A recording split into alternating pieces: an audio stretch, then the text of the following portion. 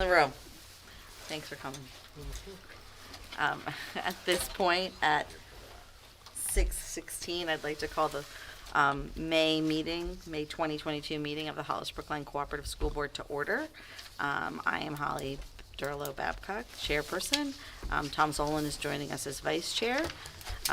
He is a vice chair. Beth Williams is school board member. Tim Grisone and Patrick West, principal of high school and middle school. Sidney Van Conant, coming around this way, is our another school board member. Linda Sherwood is our assistant BA. Gina Burklock is our assistant superintendent, and Andy Corey, our superintendent of schools.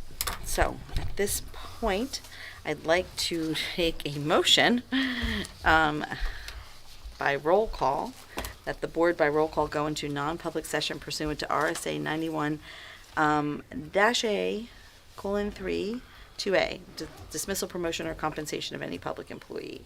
So moved. Moved by Tom, second by Beth. And I need a roll call. So Beth, aye. Tom, aye.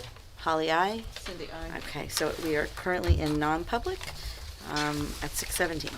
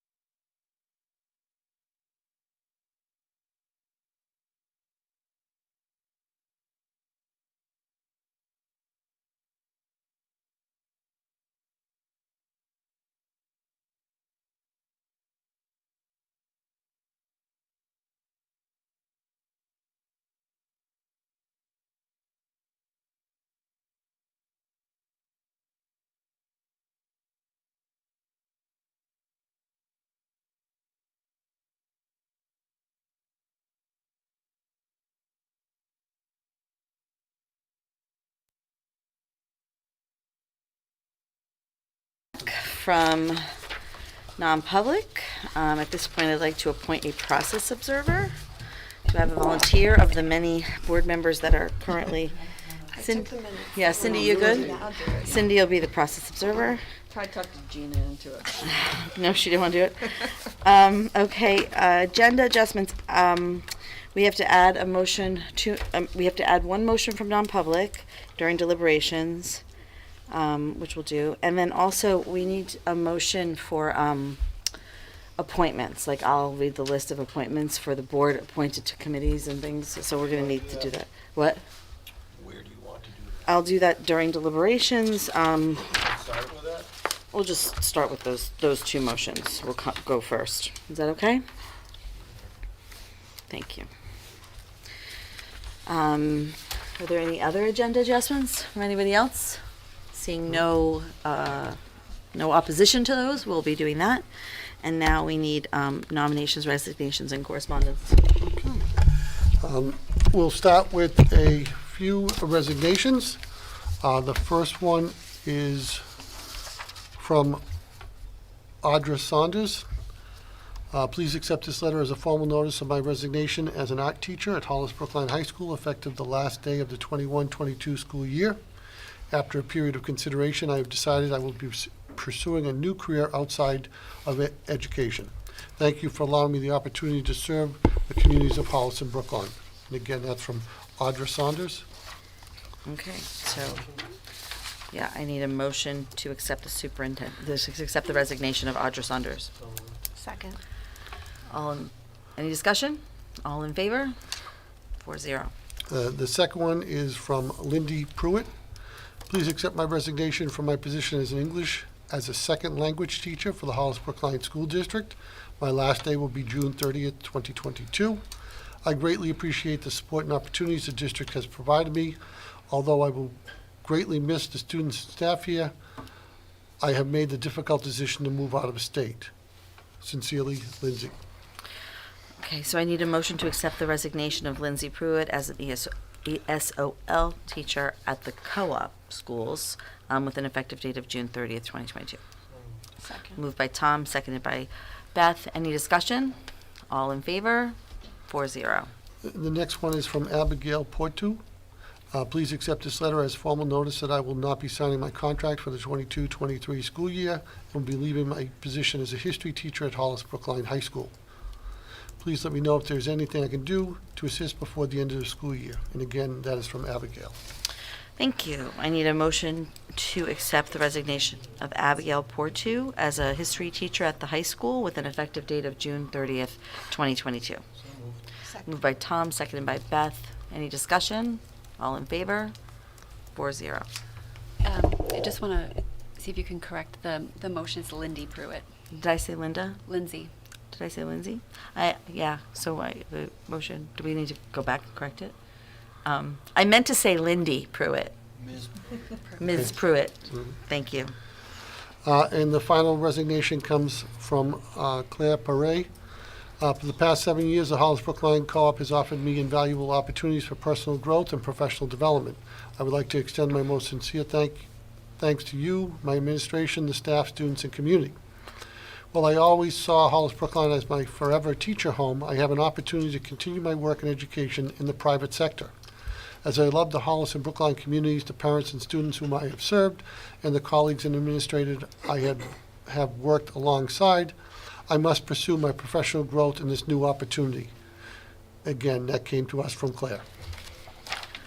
Okay, so I need a motion to accept the resignation of Claire Perret as an English teacher at the Hollis Brookline High School with an effective date of, when was that? That was May. It was last Friday. May 6th. May 6th. I need a Second. motion by Tom, seconded by Beth. Any discussion? Just curious what we did to backfill the unanticipated departure. For our English position, so she just recently went out. We're currently providing lessons and assessment through our department. and that's being administered through a substitute teacher for the remainder of the year. Is it someone who has credentials in the subject matter, or is It it is. just someone, a body to fill the room, It is basically? not. It is not someone with the credential. Okay. All those in favor? I just want to comment that it's sad to see so many people. It's hard. Next, moving to And that was 4-0. nominations. This first one is just a notification because it is outside the collective bargaining group. But we have offered a contract to Jillian Berkeley, Burkley, for the social worker position for 22-23. She has a bachelor's in psychology from Westminster College and her master's in social work from the University of Denver. She'll be joining us at a salary of $67,000. Now to the nominations. First one is a case manager position at Hollis Brookline High School, and that is for Jane Habert, Habert. Jane has her bachelor's in human nutrition from Virginia Polytech and her master's in special education from Old Dominion University. Jane would be at master's step 6 for a salary of $57,235. So we can do these one at a time, right? Yep. Okay, so I need a motion to accept the superintendent's nomination of Jane Habert for the position of case manager at the high school? Correct. At the high school, at a master's plus 6 step and a salary of 235. 235, thank you. I'm trying to scribble the number down fast. So moved. Moved by Tom, seconded by Beth. Any discussion? All in favor? 4-0. Next, I have a case manager at the high school. The name is Allison Wittig, Wittig. Allison has her bachelor's in kinesiology and visual arts from Rice University, her educational specialist certification, special ed, from California State University, and her master's in education from California State University. Allison will be joining us at a master's step 10 for a salary of $63,176. 63, thank you. Okay. 1 second, just let's leave the paper there. Okay. I need a motion to accept the superintendent's nomination of Allison Wittig for case manager at the high school at a master's step 10 with a salary of $63,176. So moved. Moved by Tom, seconded by Beth. All those in favor? 4-0. Next is a social studies position at Hollis Brookline High School. I'm recommending Corey Kaufold, Kaufold. Corey has his bachelor's in education history and German from Keene State University and his master's in history from UNH. He'll be joining us at a master's step 3 for a salary of $53,147. Okay, so I need a motion to accept the superintendent's nomination of Corey Kaufold for the position of a social studies teacher at Hollis Brookline High School, master's step 3, $53,147 salary. So moved. Moved by Tom, seconded by Beth. Any discussion? All those in favor? Next is a nomination for a social studies teacher at Hollis Brookline High School. I'm recommending Manette Sidhu, Mannat, Sidhu, Sidhu. Manette has his double bachelor's in economics and legal studies and education from UMass Amherst, and he has a master's in social studies from Rivier University. He'll be joining us at master's step 3 for $53,147. Does she? Okay. Yep. Okay, got it. I need a motion to accept the superintendent's nomination of Manette Sidhu for the position of social studies teacher at Hollis Brookline High School, master's step 3, salary $53,147. So moved. Moved by Tom. Second. Seconded by Beth. All those in favor? This next one is... 4-0, sorry, I just, is for an English position at the high school. I am recommending Linda Illingsworth. You probably recognize that name. Lynn is coming back to us. She has her bachelor's in English and Theater from UNH and her master's in English Education from UNH. She'll be joining us at Masters plus 30, Step 20, for $87,059. 87059? Yes. Right. So I need a motion to accept the superintendent's nomination of Linda Illingworth for the position of a high school English teacher, Masters plus 30, Step 20, at a salary of $87,059. So moved. Moved by Tom, seconded by Beth. Any discussion? Can tell her welcome back. She's coming back as a full-time teacher? That's correct. Good. Okay. All those in favor? 4-0. Next is a recommendation for a chemistry position at Hollis Brookline High School. It's for Adam Kinnison. I apologize if I said that wrong, Adam. Last name is spelled Knedeisen. He has his bachelor's in chemistry from UNH. He'll be joining us at a bachelor's step 4 for $49,554. Thanks. So I need a motion to accept the superintendent's nomination of Adam Kinnison for a chemistry teacher at the high school. Bachelor step 4 at a salary of $49,554. Moved by Tom, seconded by Beth. Any discussion? All those in favor? 4-0. I do have a question. Does his level of certifications fit our current schedule needs, or will we have a gap in the coming year? So he holds the chemistry endorsement and is very interested, and we will send him to the AP Chemistry Teachers Institute this summer. Would that qualify him to teach the coming year if the institute? Yes, he'll be ready to teach AP Okay, Chem. thank you. Next is a recommendation for an English teacher at Hollis Brookline High School for Patrick Groleau, Groleau. Patrick has his bachelor's in political communication and writing from Emerson College, and his master's is pending from UNH. He expects to receive it this month, actually. So he'll be, right now, bachelor's step 1 at $46,016. Thank you. So it's based on hire, not on qualifications at the start of the school year? He can resubmit once he has his degree for reconsideration to be the master, but we always hire the person where they are at this point. Do you know what the salary will be if he qualifies at masters? Master's step 1, we'll have the information by the time you've done the motions, probably. And how do you spell his last name? Groleau.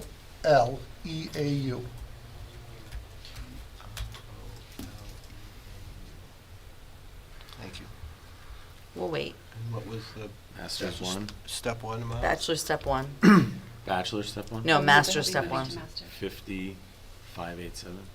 50,587. But And the what- motion's going to be for what he would be making when he starts. Correct. No, what he has right now, in case it, Yeah. Oh, okay, I'm Yeah. sorry. What he has right Yeah, now, and what- if he resubmits before And that September, amount, right, I what was gotcha. What was the bachelor's one at? 46,016.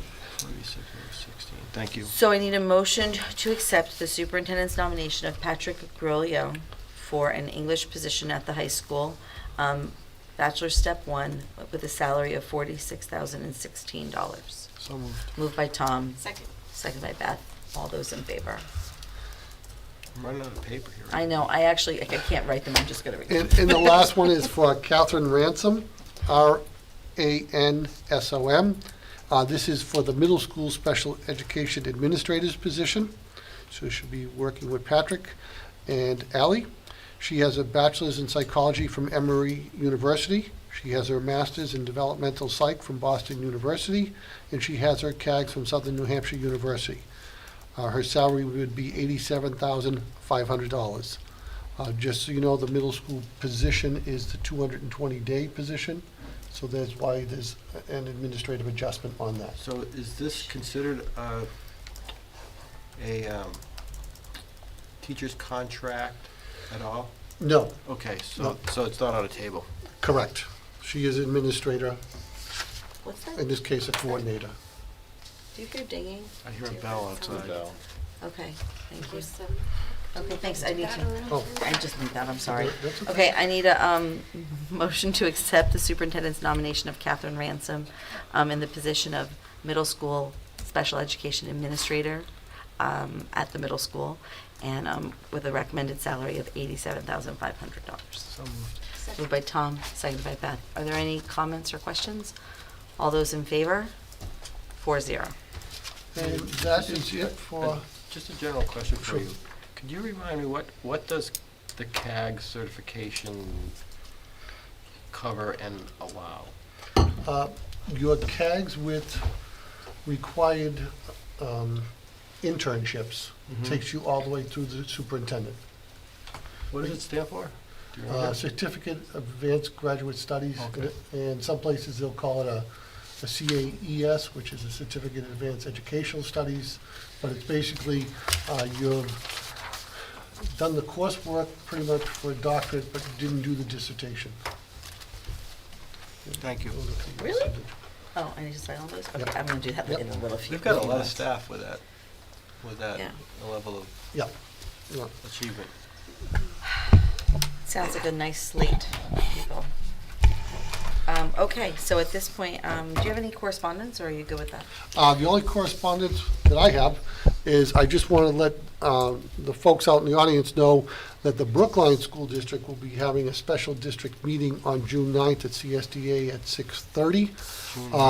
As they went through the sale of the bond council noticed what's called a procedural defect, and we're just trying to get the word out. What that defect was in the advertisement that went out for the January public hearing, it stated that we were holding the public hearing for the lease when it should have said lease/bond, because the contingency was a bond. So to correct that defect, you have a special meeting on the 9th, and the folks in attendance, it's a traditional town meeting format, decide whether they're willing to accept the procedural defect and move forward, or whether they will not accept the procedural defect, which would mean that the bond would fail. Do you know what day of the week of the 9th is? That is a Thursday, Thursday. And it's at CSDA? yes, 6:30. and that's it. Okay, thank you so much. All right, at this point, we'll move on to approval of the minutes from April of 2022. We have first our organizational meeting, which we don't seem to have any issues with them. So I need a motion to accept as presented the minutes from April 13th, 2022. That's the general. Yeah, the public organizational meeting. I move to accept the minutes with one correction. Sure. On page 12, under deliberations and teacher nominations, there was one vote that was recorded as 5-0 when all the others were 4-0. So I think that needs to be corrected because there were only 4 of us there at the time. Liz, didn't somebody come in? Krista left. Okay. So okay. all of them before and after it are 4, and that one just has 5 in it. Okay. I doubt that it actually had 5 people for that specific vote. So we can accept, that's your motion. Was there a second? Second. Okay, any questions or comments on that? All those in favor? 4-0. Great. And then we also need to approve the minutes from the second non-public as presented. So moved. Moved by Tom, seconded by Beth. All those in favor? 4-0. Okay, so, What are we going to do with what she put in there about the seal, approving the sealed minutes? so those are we have to open them when we feel like we're ready to do that. No, but Indefinitely sealed. no, but the way she wrote it in the outline, we have to go into non-public to review them and approve them. Okay, so we'll do that next month. I'll bring that next month, because I have them, like, it's, When I Okay. seal them, it's just the. We'll do that next I understand, I saw that in the outline. I didn't see that in the, where did you see that in the? I didn't know that, we've never. Well, we very rarely have had to Okay. seal Yeah, minutes. I've only done it, I think I've done I have it. it in my outline. Okay. I don't see it. Okay. At this point, moving on, we are at the point in our meeting where we open the floor for public input. We set aside time on the agenda to accept input from the public. We give people 3 minutes to speak. We follow policy BEDH, and we expect people to remain civil. So at this point, I'm going to open the floor for, I'm keeping it short today. They set a low bar. It's 7:06. I'm now opening the floor for public comment. Ahead of schedule. Okay. And now I am seeing none. I am closing the floor at 7:06. Okay. And at this point, we're going to move on to our principal and athletic reports. How about we do the athletic report first, and then we'll go to the middle school principal and then the principal and the principal text. How does that sound? Awesome. Does that work for all of you? I assume one of you is presenting Brian's athletic report. So updates at the high school. I actually just took in a little of the girls lacrosse team. Brian highlighted some of the teams here. Baseball, I believe, was undefeated at the point of this report. They have since lost, but they are still tops in Division II right now, as are our girls lacrosse, softball, and boys volleyball teams. All looking for championship runs when the playoffs come up. Boys and girls tennis teams continue to improve throughout the season. Outdoor track has also had a strong season thus far. And unified track has a, it says Wednesday the 18th, which is today, but I did not see results from today's meet. I ended up at the girls lacrosse team, at the girls lacrosse game. So, but the unified track team hosted a meet this afternoon as well. Let's see here. Booster Club updates. Booster Club purchased some sideline tents that have arrived and were assembled for the turf field for home and away benches. Let's see what else. And the golf tournament. Brian asked me to highlight that. We have our annual Booster Club golf tournament scheduled for Friday, May 27th at Overlook Country Club, which should be another hoot. That was it. Tim, do you know if those tents, do they have to be taken down? I think so. Mm-hmm. Yeah. Yeah, but they're sturdy. They were they're commercial quality tents, and Yeah. they're very sturdy. They were Are they like significant. pop-up style, or are they? I can because show you a do have to picture of stake them. You don't stake them, but They have- I've seen them actually taken down now. Okay. And the top rung comes off, Tom, like one large But we don't have piece. to bring a crew in, No. something we can handle ourselves? No. But I can tell you, because I'm on the Booster Club, they were each about $5,000. Wow. So they're really sturdy, Yeah. very high quality tents that should be taken care of, and with great care. And where do they get stored when they're taken down? That's a really good question. I don't know. Actually, during the season, they sit on the actual turf field in one of the corners. And then at the end of it, we're in the process of purchasing storage sheds. If you drove through the high school now, you'd see a new one down near the teacher's lot, and there's another one scheduled to be delivered. One of those to one- metal container type style? These are the old, more traditional wood sheds. Oh, wow. Yep. Going I'm old, looking for a picture of them. going old school. Yep. Yeah, if you drive up to the school down in the teacher's lot, like Andy said, it's a nice, good size shed. Cool. So. I'm looking as you speak, Tim. I'm going to try to find a picture of them. Okay. It's okay. I trust you. Picture. It's a good picture. It looks like the middle school sports are off to a good start as well. 148 students taking part on 5 different teams. Looks like baseball, softball, and lacrosse teams are looking for a playoff run again. Track team hosted a meet earlier this season and taking first place in all of their meets so far. So it looks like the track team having a good season. They're running away with it? Running away with it, as they say. Yes, next time. Do you want to do principals reports? Do you have other questions on athletics? We'll do questions on, does anybody have questions on athletics?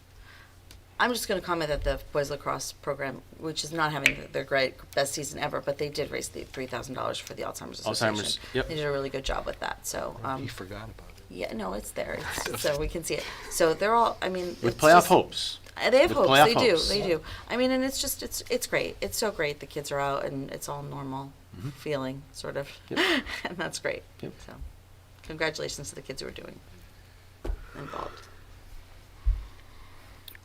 Do you want to go? Now it's you, Patrick. I'm Okay. sorry. I'm Nope. a little foggy today, It's okay. so I should have put coffee in my cup instead of water. Tim's got a little caffeine in his. Yeah.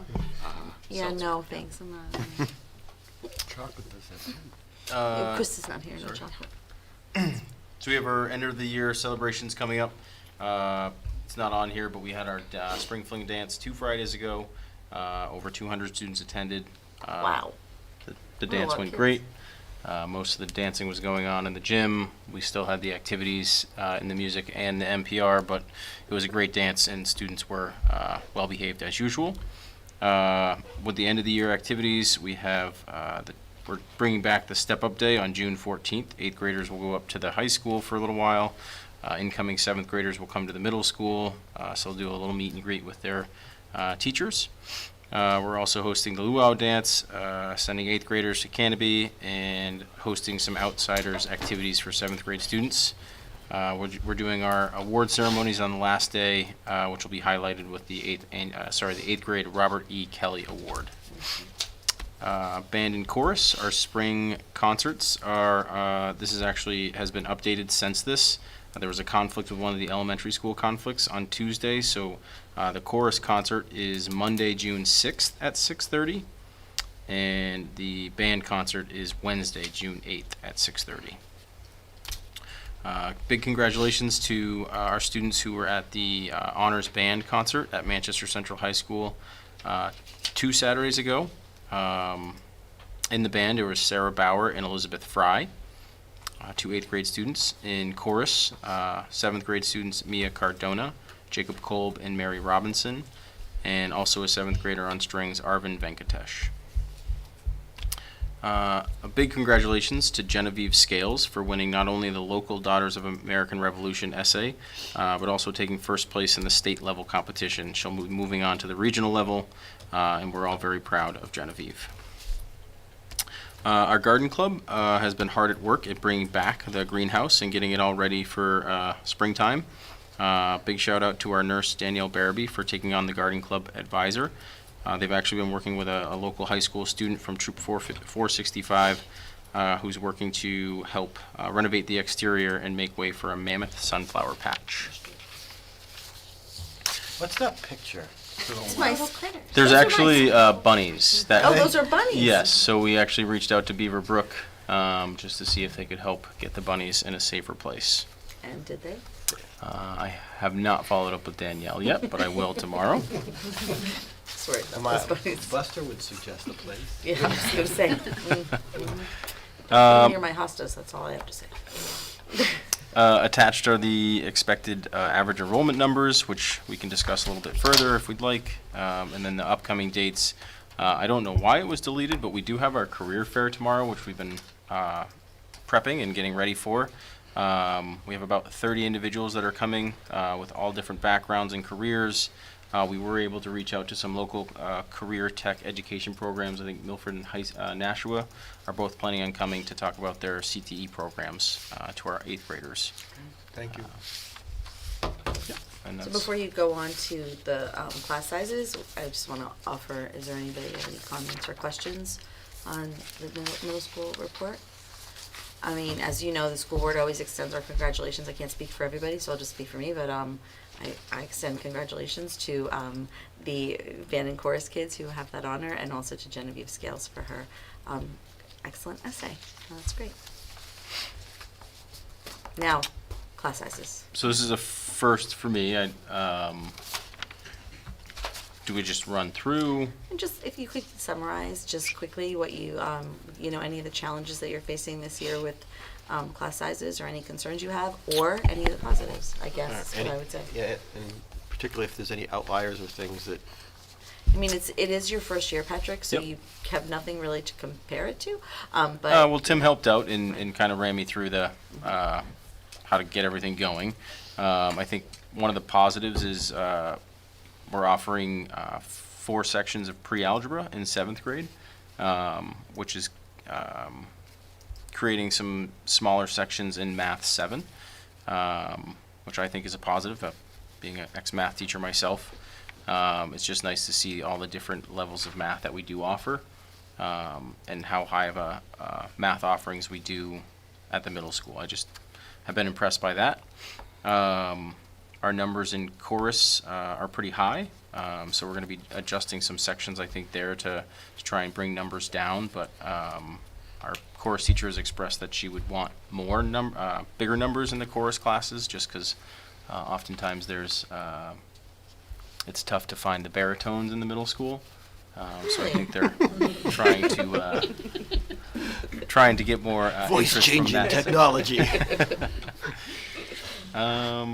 Other than that, I think we have incredible class sizes coming from previous districts that have sometimes close to 30 students in classes. All of our classes are under 25, except for those chorus sections, which is why we're looking at putting in one more section. But it's really nice to have small class sizes. And obviously at the middle school, because we team teach and we have, we try to do 10 sections, it's really just math, yeah. How does algebra in 7th grade compare to algebra in 8th grade? I'm glad you asked. So the No, algebra. you're not.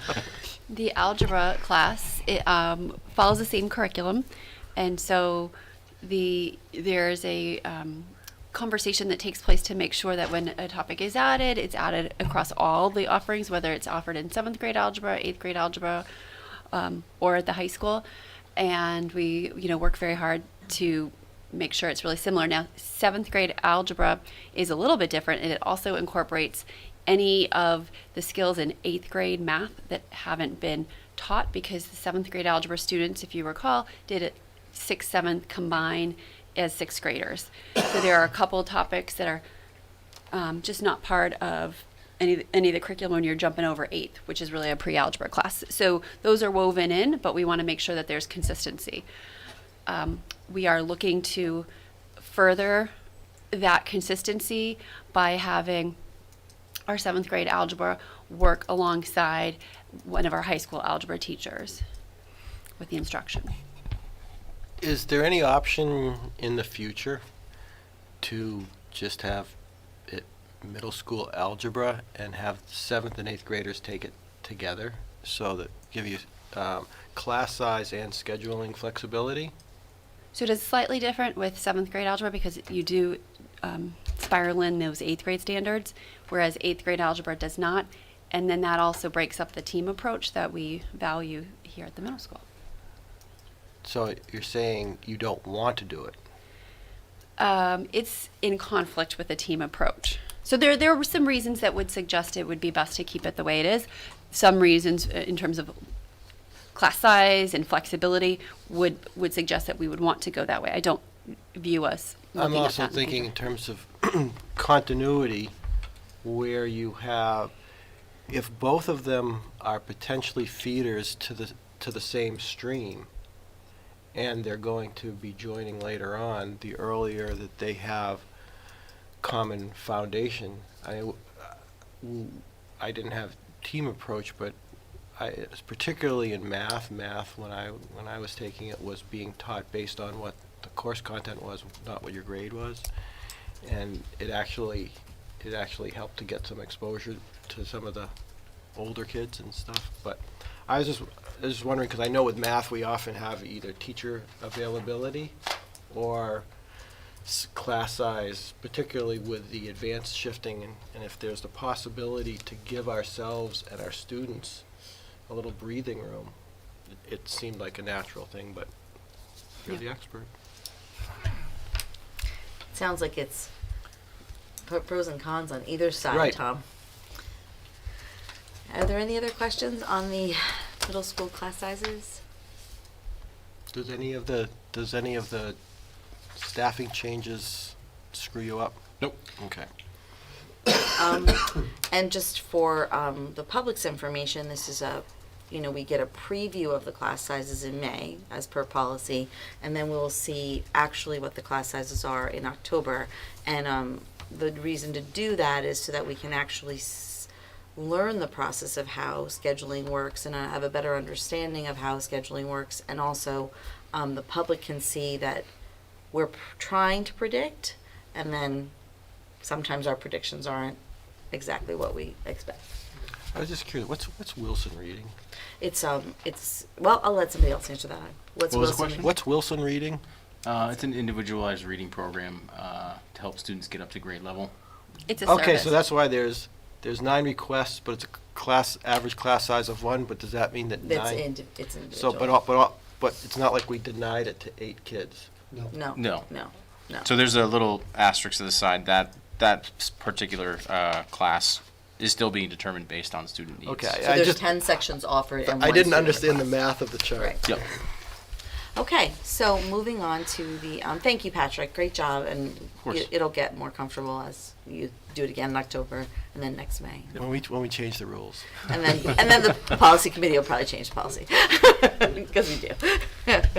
All right, and now Mr. Grissom. All right. So our instructional practices steering committee recently met again for the first time since the fall. We had presentations from our advisory and our weighted versus unweighted subcommittees. Both subcommittees made recommendations to the steering committee, and a lot of discussion around the weighted versus unweighted proposal and the practicality of implementing something like that. And administration did some behind-the-scenes work prior to the meeting as well. And basically where we're at right now is the way the program of studies is structured, the way that the courses are built in Power School.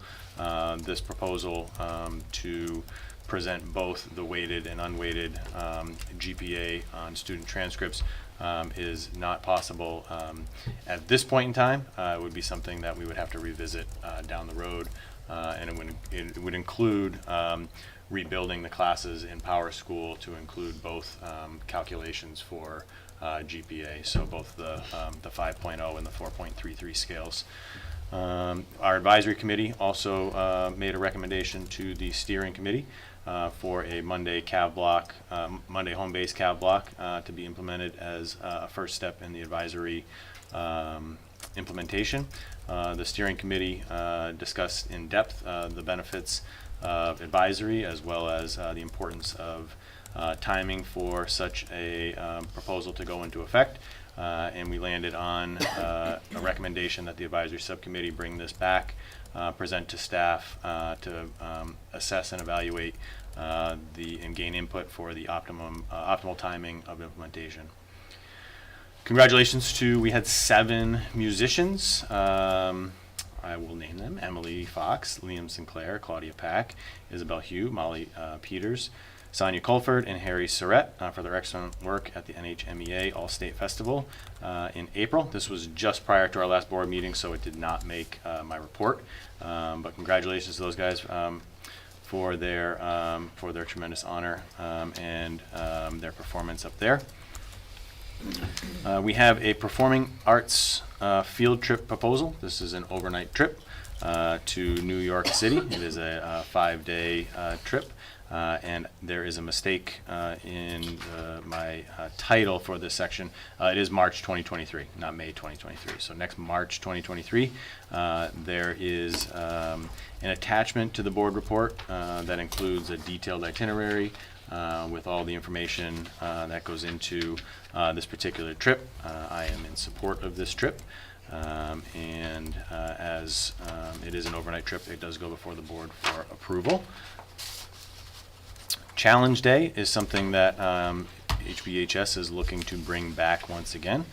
Challenge Day is something that has has come to HB in the past. Students and staff participate in a series of activities designed by the Challenge Day staff to help break down social barriers in our school, promoting universal empathy and a sense of unity in our school. Our goal is to make this an optional day for a limited number of students, not the entire student body would take part, in school field trip for students and staff. We're looking for this coming fall 2022. We have a request for an exchange program. HBHS has received a request, in addition to our local Rotary's foreign exchange student program, for us to host a foreign exchange student for the 2022-2023 school year through the International Student Exchange Program. ISE is a certified international student exchange program in partnership with the Council on Standards for International Exchange Travel. And they sponsor approved students on J-1 visas through their U.S. Department designation as a sponsored organization. ISE has successfully placed students in other New Hampshire public schools, and although it has been some time, they have also placed students at HBHS in the past. Mr. Bumpus has been named the NHIAA Division II President. So congratulations to Brian for being named the NHIAA D2 President. Mr. Bump's taken over for Kevin O'Brien from Merrimack Valley, who was in that role for the last 18 years. We are confident Mr. Bumpus will represent D2 athletics with the same strong leadership and skills he continues to display at HB. The one rainy day for the week is tomorrow, so our Walk for Change has been postponed to next week. It was scheduled for tomorrow. We do have a full slate of activities planned, including student bands, staff versus student volleyball, kickball, softball games, all kinds of arts and crafts. So we're really excited about that. The Portsmouth Naval Shipyard is still scheduled for Friday. It sounds like it will be a little bit pared down from its original version. We got notification today that some of the individuals that were going to be given presentations have been called upon for other duties. We have guitar nights coming up this weekend as well, both Friday and Saturday night, full in-person audience. We have Physics Day next Friday. That is a school day event. Is that what used to be Trebuchet? Yeah. The art is formerly known as Trebuchet Day, yes. Yep. And then we have the Spring Fling Dance next Friday night, which I anticipate will be more for the underclassmen who didn't attend prom. So before I do Yeah, the let's- enrollment, we'll talk yeah. about the report. Any questions for Tim on this report? I don't know if it's for Tim or for Andy, but does Brian's role as president impact his ability to lobby on behalf of the school if there was a challenge or a concern? No, I actually think it gives him a little more clout. So he's not restricted from filing a complaint or a challenge to? No, he would, if he was on one of the committees that was hearing the issue, he would just recuse himself, but he would represent our student. Okay. Cool, thank you. Are there any other questions? So the exchange program, Mhm. oh, wait, first, I said, are there any other questions? Then I asked a question. Are there any other questions from anybody else? Okay, now I have a question. So the exchange program, that doesn't need an approval from the board, right? No. Per policy, it's Okay. just, it doesn't, does it? No, okay. And then same thing with the challenge day? That's just kind of an That was administrative? a presentation, yeah. That was something that I just wanted to put on everyone's Okay. radar that we were looking to bring that back. Okay. And then I do want to extend my congratulations to the 7 musicians who received that excellent work at the All-State Music Festival, and of course to Mr. Bumpus for his Yep. presidential. His recognition. Yes. So I'll call him Commander-in-Chief the next time I see him. Does the fact that you have listed this exchange program on it imply status of it, or just putting it on? So the way the policy reads is the board has the right to approve up to 3 different programs. Past practice has been the Rotary program, so I was putting this back on the table for notification that we would like to consider bringing back another program. This was an approved program of ours that we condensed and moved away from for a period of time. I understand that, but procedurally, I thought you said that the board does not have to approve it, and I thought Tim just said we do have to approve it. Well, you've already approved the program In in the past, So it's approving the program, right? and then, Okay. so the question I have is, since you've put it on, does that mean you're doing it, or you're just telling us you're considering doing it? I would say at this point, I'm doing it. Okay, that's what Yep. I wasn't sure of. Yep. And then, is this a good time to ask any questions about the travel request, or would you rather save those questions for when we actually deliberate and vote on them? Right, typically, we bring it forth, and then next month it would come up for a vote, and this gives you time to, kind of reflect upon it and see if you have any But questions. if I of the had board. questions that might, Do you want it Be- now? Do you right. want the questions now, or do you want do to you want the wait? questions now in case you missed? Or do you want it to later get a in the meeting? response? As far as No, we're not feedback? deliberating on it until next month, but I feel But like I should. I think if you could send the questions offline. Okay, I'll do that. And then I Tim didn't will know be if able we to were going answer to do them. it under discussion as opposed to deliberation. Well, no, I was just like asking questions. I didn't know where this was. Okay, Okay. so we will wait and ask questions on this next month. Okay, yeah, and if there's things in I between. don't really have any questions, just a comment, but that. Speak for yourself. But I might have some questions. So, okay, moving on to. Enrollment numbers? Yeah. All right. And thank you very much, Tim, for sending us all a PDF of this. You know, I went in and like spreadsheeted my way around and moved Yes, things around, but that was very I was nice. thinking of you when I sent it that way, yeah. It wasn't a PDF, it's printing a whatever. You Spreadsheet, know what I yeah. meant. I knew what you meant, yep, Please. yep. So, Technology, numbers. I will go in the order of the PDF, so it's a little easier to follow. And I'll just highlight some of what I felt like were important decisions that we made along the way. And then, I guess when I'm done, if we want to go back and revisit questions that have come up. All right, so. Sounds perfect. Engineering department. We have a principles of engineering class, which is running at 13 and a half kids, 2 sections. It's hard. We cut It's one a very thing out. it's a very complicated process.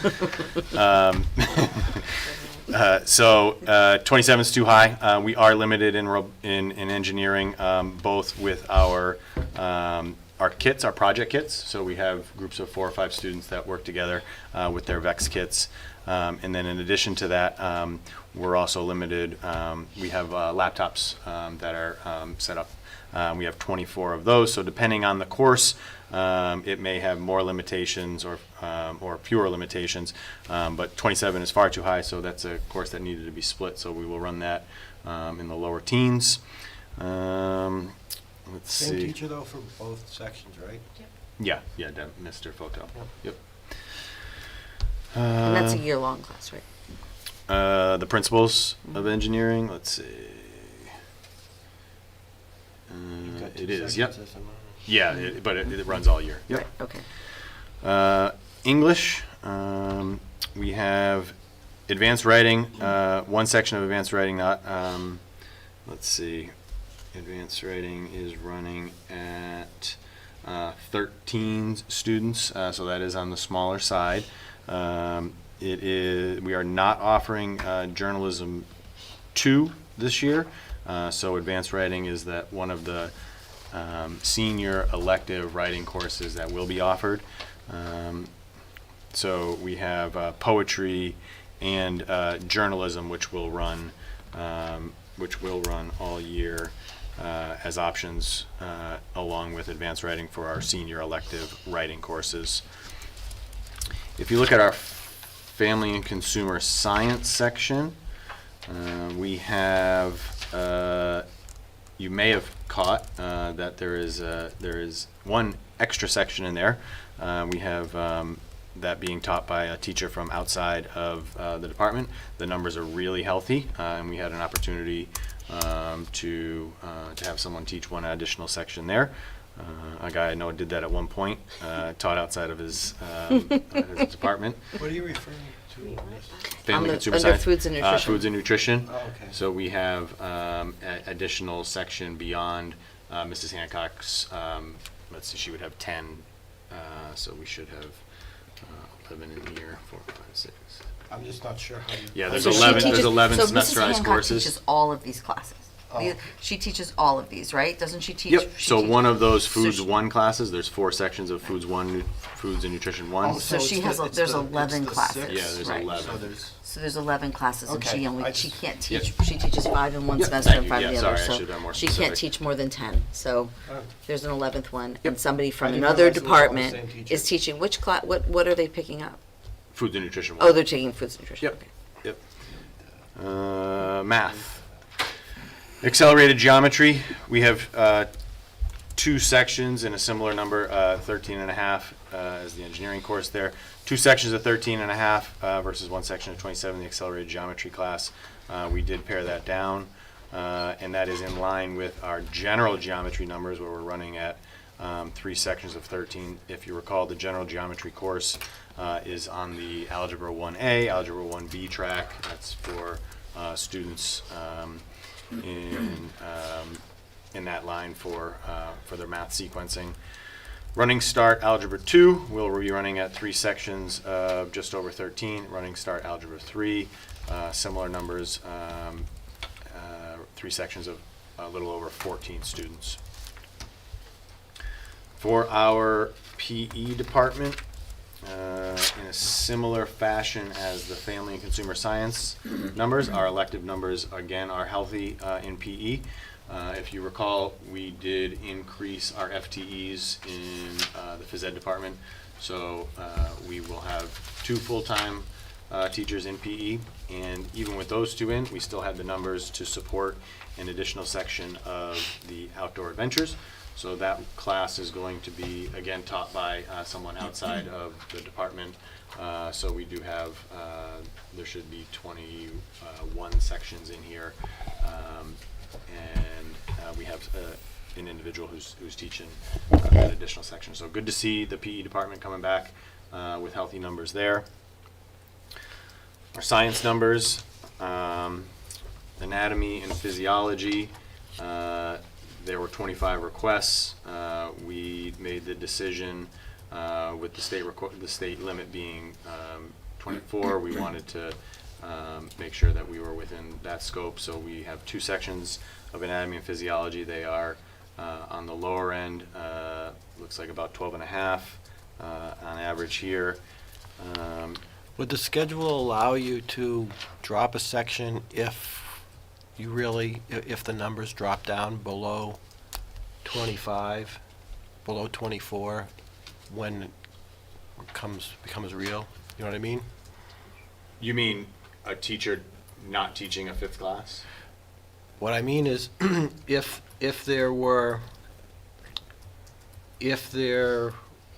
this isn't an expectation, but we all know that when the schedules get shifted around, if the total number of requests turns out to be less than 24 or less, do you still have the option of consolidating it back to a one larger section? So the timing of things doesn't really allow that level of flexibility once you get beyond. That's what I suspected, but I Yeah. wasn't sure. So if we could see some kids drop, and we could see those numbers go down Yeah. even more. And that's where that human element comes in. So That's why if we're we, doing if this we in May. shot for That's where the 12.5, we might see an 8 or 9. right, and that's where if you went with 25, you might end up boxing out kids who maybe later on realize that, oh, I want an anatomy Yeah, physiology it- because I couldn't get that AP course that I wanted. Yeah, so it I'm could gonna go take- up or down. Yeah, so erring on that, you would. No, I understand. yeah. I understand. I So just that's- wasn't sure. Those are the types of decisions that go into this, at this. You're trying to Back to leave some school room year. for kids who drop, but you don't know where people are gonna drop and add. Because Yep. the most kids are gonna drop, they might add something else, so. Leave a little headroom where you can. Right, yeah. Yep.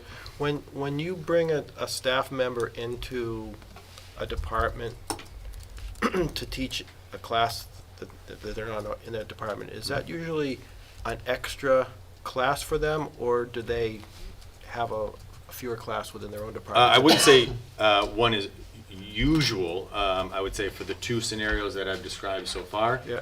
that is within their 1.0 FTE, those Okay. 2 situations that I described earlier. But it goes both ways? There's another situation that I'm going to bring up in a second that is the other way. Okay.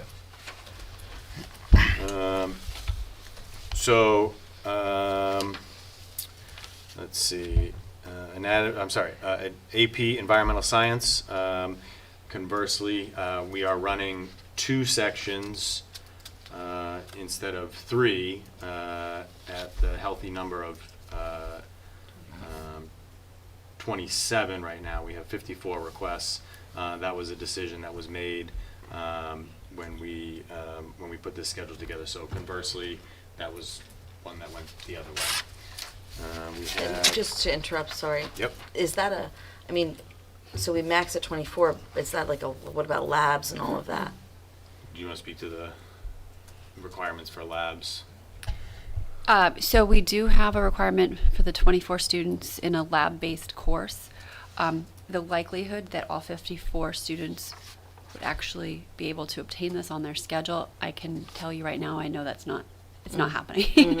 So it will naturally reduce, and based on which periods it's offered, they will self-select out. So that you will see that I think that that's 24 limit be put in place like de facto.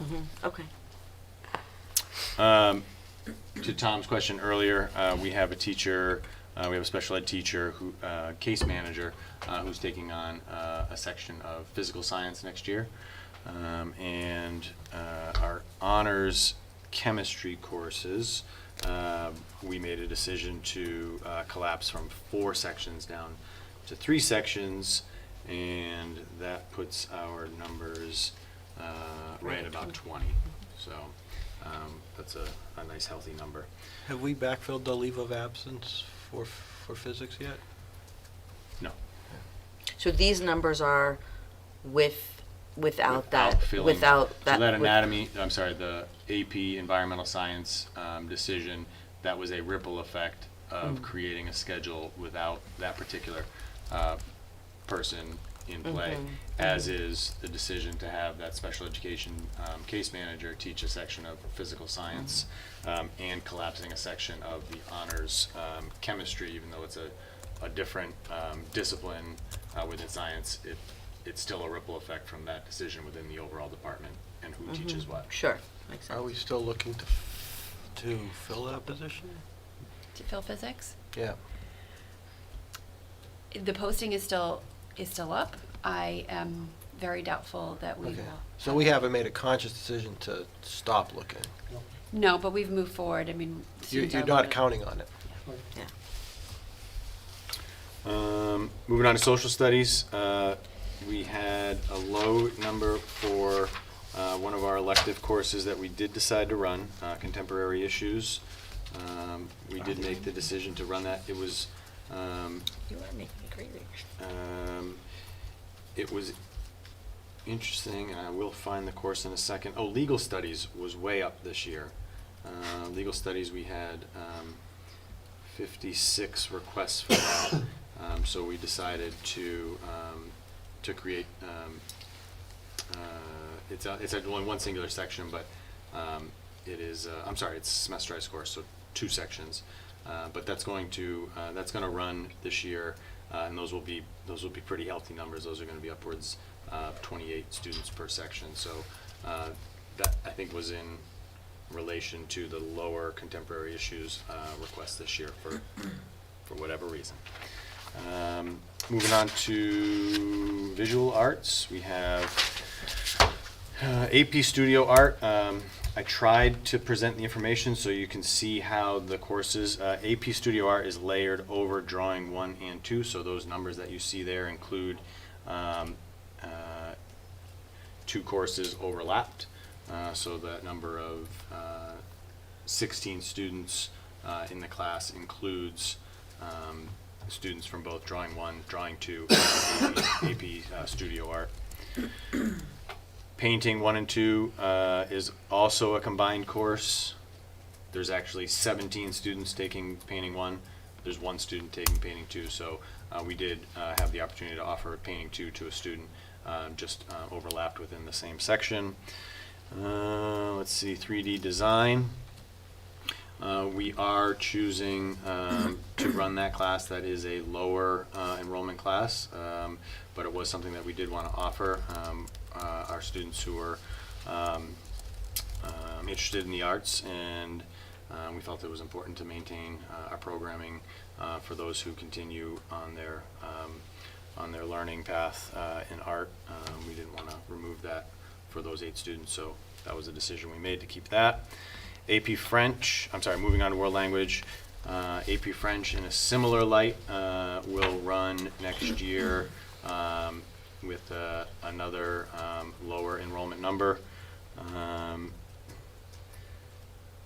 And last but not least, in performing arts, which the original board packet, the performing arts numbers got cut off when I sent it over originally. Alyssa updated that today. The performing arts numbers, Guitar 2 does appear as a lower enrollment number. That course is one that requires the Guitar 1 prerequisite, so we often fill second semester midway through the year with students who want to continue on with that, so those numbers we do anticipate to increase. And I'm open to any questions. Thank you so much, Tim. Did you have a lot of fun doing this? Your first time around? I did it last year. that's So, right, yeah, sorry. I had the opportunity to do that last year with Rick stepping away. So, yeah, I mean, if you could pause time and sit down, I actually enjoy this stuff. But it's a monster for sure. A question about the language, foreign language. Is AP French, is French 4 a prereq for AP French? Yes. It is? Yep. And what's the difference between French 4 and honors French 4? So, you The want to waiting. But is the curriculum dramatically different? There's more depth in reading. No, I and didn't know writing. if it was like the difference between AP and French 5, where one was spoken and one was more cultural or something. So my understanding, Tom, is that French 4 is for students who have been on the 1, 2, 3, 4 track and are often upperclassmen seniors who are taking that, and not necessarily in preparation for the AP exam. So more cultural exposure, not necessarily.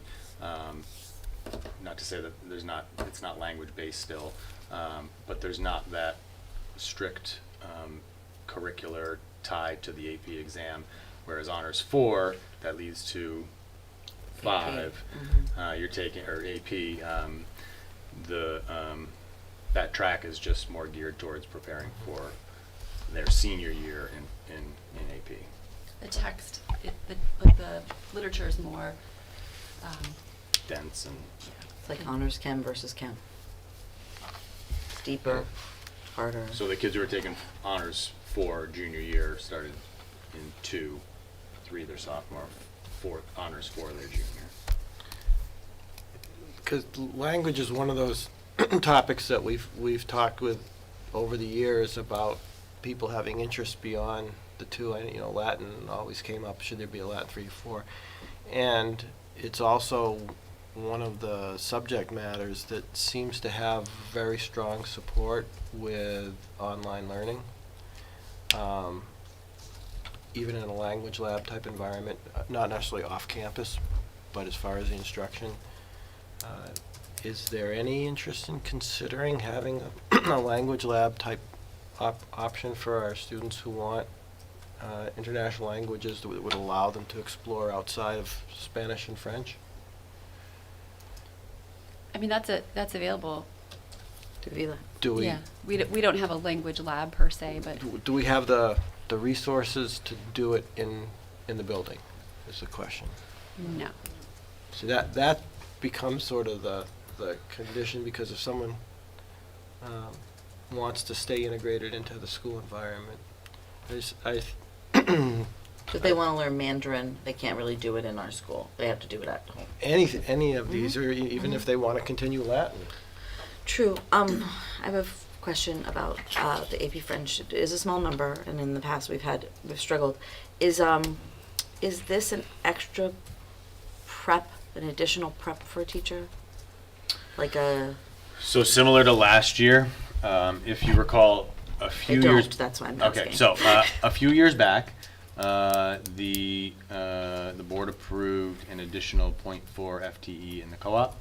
That was .2 at the middle and .2 at the high, with the intent of having 6 sections of French per year at the middle school, so it didn't rotate between 2 and then 3. That was part of the rationale, was that every other year you were dealing with that cohort of students where there were only 2 sections in 7th grade, and then that fall all the way up, which was part of the rationale that was considered to be causing some of the lower numbers in that AP French. At the high school, we have the last 2 years used that additional .2 actually in Spanish. Okay. So we've used it in the world language department. The plan will be to utilize that again next year in Spanish. And if you look at our Spanish numbers, they are once again healthy. We had, as an example, our Spanish 4 section this year, we ran at, I think it was 29. It's a really healthy number. They do a really nice job in that department, and we wanted to continue to support that and not box kids out, so we utilized that additional .2 as a 6th class for one of our Spanish teachers. Okay. And I just, to go back to that additional .4, but the .2 at the middle school, this is the second year we've been running 6 sections of French. So you're not going to see that impact a senior in AP French for another 4 years. Okay. So we should anticipate it likely staying as a pretty small class? It might stay as a small class, but I would expect it to be a little bit more, because if you recall, we would see like 1 year at 12, 1 year at 7. So you might see it stabilize around 10 or 12. I'm just, you have to have taken honors You have to take French honors. 4. So we have 11 right now. Is there a correlation where we can look at how many are going into honors and predict with any level of comfort how many will move on to AP in that respect? I mean, is it 70%? I bet you if we went and looked back at numbers, I'm sure you could kind of make that presumption. If you want, I remember, I think you're probably going to see around the same number, 6 to 7 class next year. And then projecting that forward, I mean, Right. then there's a relationship between how many are in French 3 as, they would have to be in French 3 as a sophomore, correct? Yep. Yes. So it would be nice to know, do we see that rank growing or shrinking or staying the same? Good questions, Tom. We will work on that. Will you really? I won't.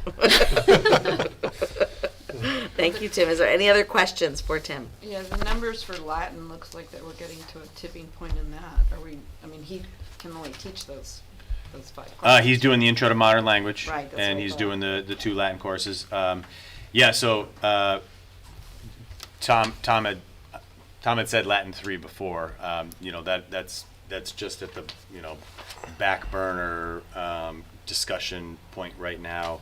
But that is something that we are seeing too, that those Latin numbers are healthy, and we do want to continue to support the student interest. So what that looks like would obviously include much further discussion with any kind of program development. Are those Latin requests, are they generally from upperclassmen? It's a mix. We do allow only upperclassmen. You can't take it as a freshman. One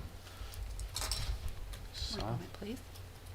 So is it like kids basically saying, I've had French 1, I've had French 2, and I need a 3rd year? It could is be. Or is it just kids taking Latin? Because they It think could be it's- both. Sometimes you see students taking both. That's a You lot. see You're students- right, Sydney, that's a lot. Helps Students with the taking SAT. Spanish or French, and then Latin in conjunction with. Okay, interesting. And I think the instruction, kids like him, and I think that's one reason our numbers have picked up over the last 3 or 4 years. is Yeah, him. he's doing a good job, and Right. people. But he can only do that many classes, so he's getting to a point. Yeah, the only other option would be Intro to Modern Language goes to Someone. someone else, and then you create an additional section of 1 and 2. So Latin 1 is only available for 11th and 12th graders. Yeah. So it is upperclass. Okay. Do you think if you opened it up earlier, you'd get a different? Quite possibly. Kids would walk in as freshmen and take it. Because it might relieve the load on some of the other languages, even if we don't have 3. Yeah. all these things to consider, so many things to think about. It's Thank you just a very little much. frustrating because we've been talking about it for at least 10 years. Long time. You mean talking about Latin. Latin language? About foreign language structure and what we offer and the pitfalls of the way we tend to do it. Yeah, because it does really, if you have a language student, it really limits the schedule for the languages limits what they can take for everything else. Because I had one that doubled up in language, so he was very limited and ended up having the same instructions from the same teachers for like 4 years because that was the only class he could get into. So it is very limited based on the way that we schedule it. Or it's just based on the fact that we have the numbers we have, right? So we have, you know. I think it's we Right. probably limited by staffing and where we Right. tend to put our emphasis and Yes. support. Right. Okay, well, I mean, that's something for us to keep in mind as we look towards budgeting. If we have requests for, you know, additional teachers or additional programming as a school board, we can certainly throw that out there. Probably no place to put them, but But see, it's not I understand. that's not the only solution. Right. Or maybe we could make a request budgeting wise for a language lab. It doesn't have to be a budget thing, it's a question of what you prioritize. We create boxes and our kids fit those boxes. And we have the option of changing the boxes that we offer. And I'm not saying we should do it blindly or unilaterally, but I think it's worth asking the question of what would our students like to take as opposed to telling them what they have to take. You know, and I think that Tim can go back to the world language department and ask those questions about, are you seeing requests or needs from students that we just don't currently have? And is there a desire, a curriculum for a Latin 3 or something else that we, because to Holly's point, whether or not it's a budgeted FTE, it definitely is, there would be resources we would need to purchase. So it is a budgeted item that would need to be presented as curriculum that would need to then go into the program of studies. You might not get any requests, but there's just a ripple effect, and that's something Yep. that he can talk to his department in June for potentially a July budget discussion. Sure. Also the counselors, are our kids walking in Seeing what they're saying, hearing. Yep. are kids Yep. walking in saying, I really wish I could take German or Swedish or Mandarin, or is there a flexibility? Like, how many of our kids are pushing for that? How many kids are asking the questions when they go into the counselor's office? How many parents, how many families are like saying, wow, I'd really wish my kid could be studying Mandarin? Like, those are are we hearing that from a lot of people? Or even would I Right. rather have 4 years of Latin than 4 years of Spanish? Right, or that, yep. So those are the people to kind of ask. Okay, thank you very much, Tim. Thanks a lot. That was a lot. Thank you. Would you be opposed to releasing the principals and Linda? Oh, sure. I would not be opposed to releasing the principals and Linda. Thank you for the reminder. Is there anyone else who wants to leave? Board members? No. All right.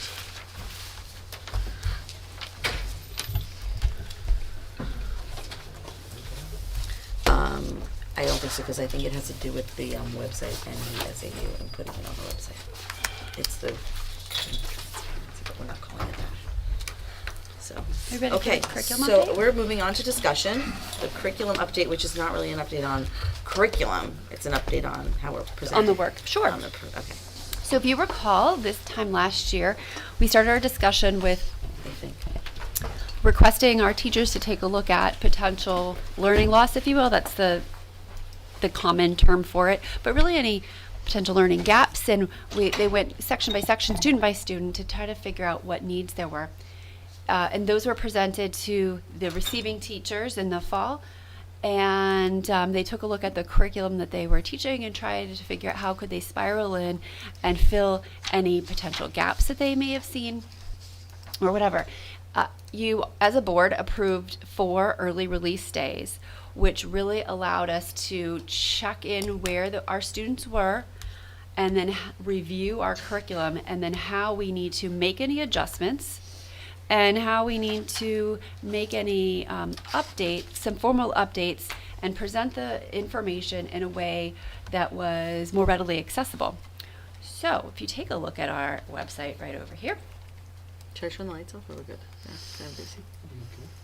you tell me. I can see, I'm fine. Okay, so if you take a look at our website and you go over to curriculum and you go to curriculum by course, that'll take you to curriculum by course. And then you take a look at the specific school you're interested in. So let's say I want to look at the high school and I want to go to the math curriculum. Maybe I want to open up calculus. So if you take a look at this, there is a template. It's the same template used by all of our teachers across the board, K to 12. So some of the questions that I've had them answer are more readily or more suitable for the lower levels, but here we are. So we have the title of the course up top, the unit within the course, so limits within calculus, and then the common essential question for the whole unit. So by the end of the unit, what are students going to be able to, like those big questions, overarching questions, and then the desired results. So these are the content objectives, excuse me. By the end of the unit, students should have a familiarity with the following. So these are things that you might see on presented in Google Classroom for the day, so that the student understands the context of what it is that he or she is learning within the overall unit. So maybe today we're going to sketch the graph of a function that meets a set of given criteria related to limits and or continuity. Moving along, right here we have our standards. So what are the standards that we're covering within this unit? And then student-friendly objectives or skills. So the student-friendly objectives are more for the younger students, but really the skills. What skills are they going to use that are beyond just content objectives? What skills are they going to walk away with that are transferable across the curriculum? So make sense of problems and persevere in solving them, reason abstractly and quantitatively, model with mathematics, etc. Then we take a look at learning activities that support 21st century learning. So what are we doing? What are activities we're doing in class that support the learning, 21st century learning skills? And then we have some possible enrichment or expanded opportunities if we have the opportunity, or if we have a student who really needs to go more in depth. What are some different activities that we can provide for that group of students? And then some students, despite that we're in calculus, might need some remediation or intervention activities to reinforce skills, or maybe a gap was identified, and so how do we spiral that back in to ensure that the content is well received and understood. And then our resources. So this is the calculus textbook identified right down there. And then it continues through derivatives, through all of the units for this particular content area. So I'm going to go into another content area that, oops, I didn't mean to go all the way out. Go to a high school English class. I was just going to go to English class. Thank you so much for identifying that. So all of this whole thing is just It's publicly it's available. publicly Yep. available. Yep. So the AP English courses are straight from what we are required to teach. So I'm not going to open that one, but How let's about say we honors? have, what was that? How about honors English? Okay, I'm going to move this. She might have had one that she wanted to pick or No, I was something. just thinking, that's the one that used to get a lot of questions about, because it had such a Memoirs. diverse. Okay, so I'm going to look at English 10 Accelerated because I'm not sure which one you were referring to, but here we go. Same thing in terms of what I have requested of these teachers. So some common essential questions are learning. How do we read for comprehension understanding? What do we do when we don't understand what we read? What does it mean to analyze literature? A lot of times we are assuming that students understand the prompt, the basic prompt of what we're asking them to do. So Now, are these all as Google Docs? these are Google Docs, but they are, I have taken the contents from the teacher and copied and pasted them into a document that they can't change. It's not so much that, it's that I have found that on several of the devices I've tried to look at Google Docs, they don't open properly, and it tells you gotta download apps and start doing things. What would be involved in porting these over to PDF? So I will say that we have been notified that company bought out the company that hosts our website, and so we're going to be switching over to a new website that will look a little different. So between that fact in the fact that we still have early release days for our teachers, and they're still making some tweaks. They notify me when they've made a change. Until we're in a place where they're a little bit more solidified, it didn't make sense to Right. PDF everything.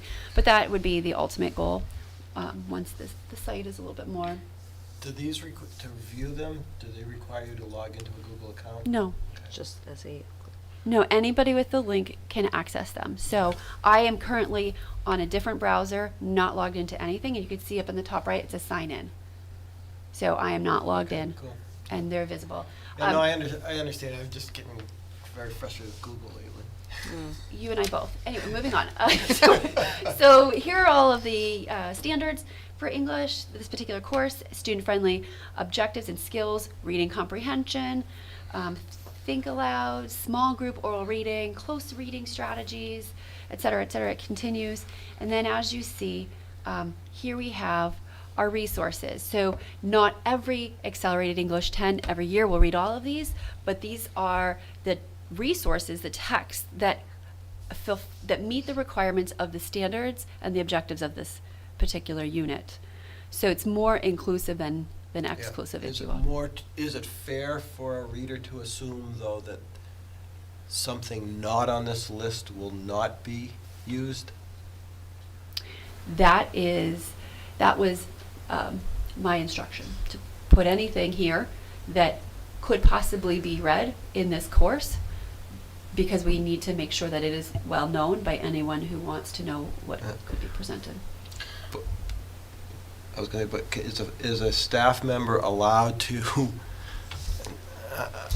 are they allowed to tell students, if you like this, here are some other books that you might want to read? So here are some other books versus this is part of our course curriculum. Those are very different things. I understand.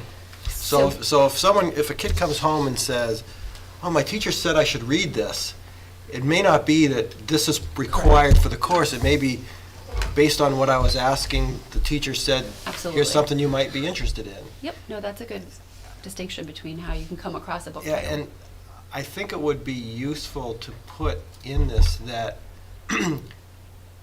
students may receive suggestions or recommendations not on this list. They are not required. Do you know what I mean? Just as a Okay. CYA kind of thing.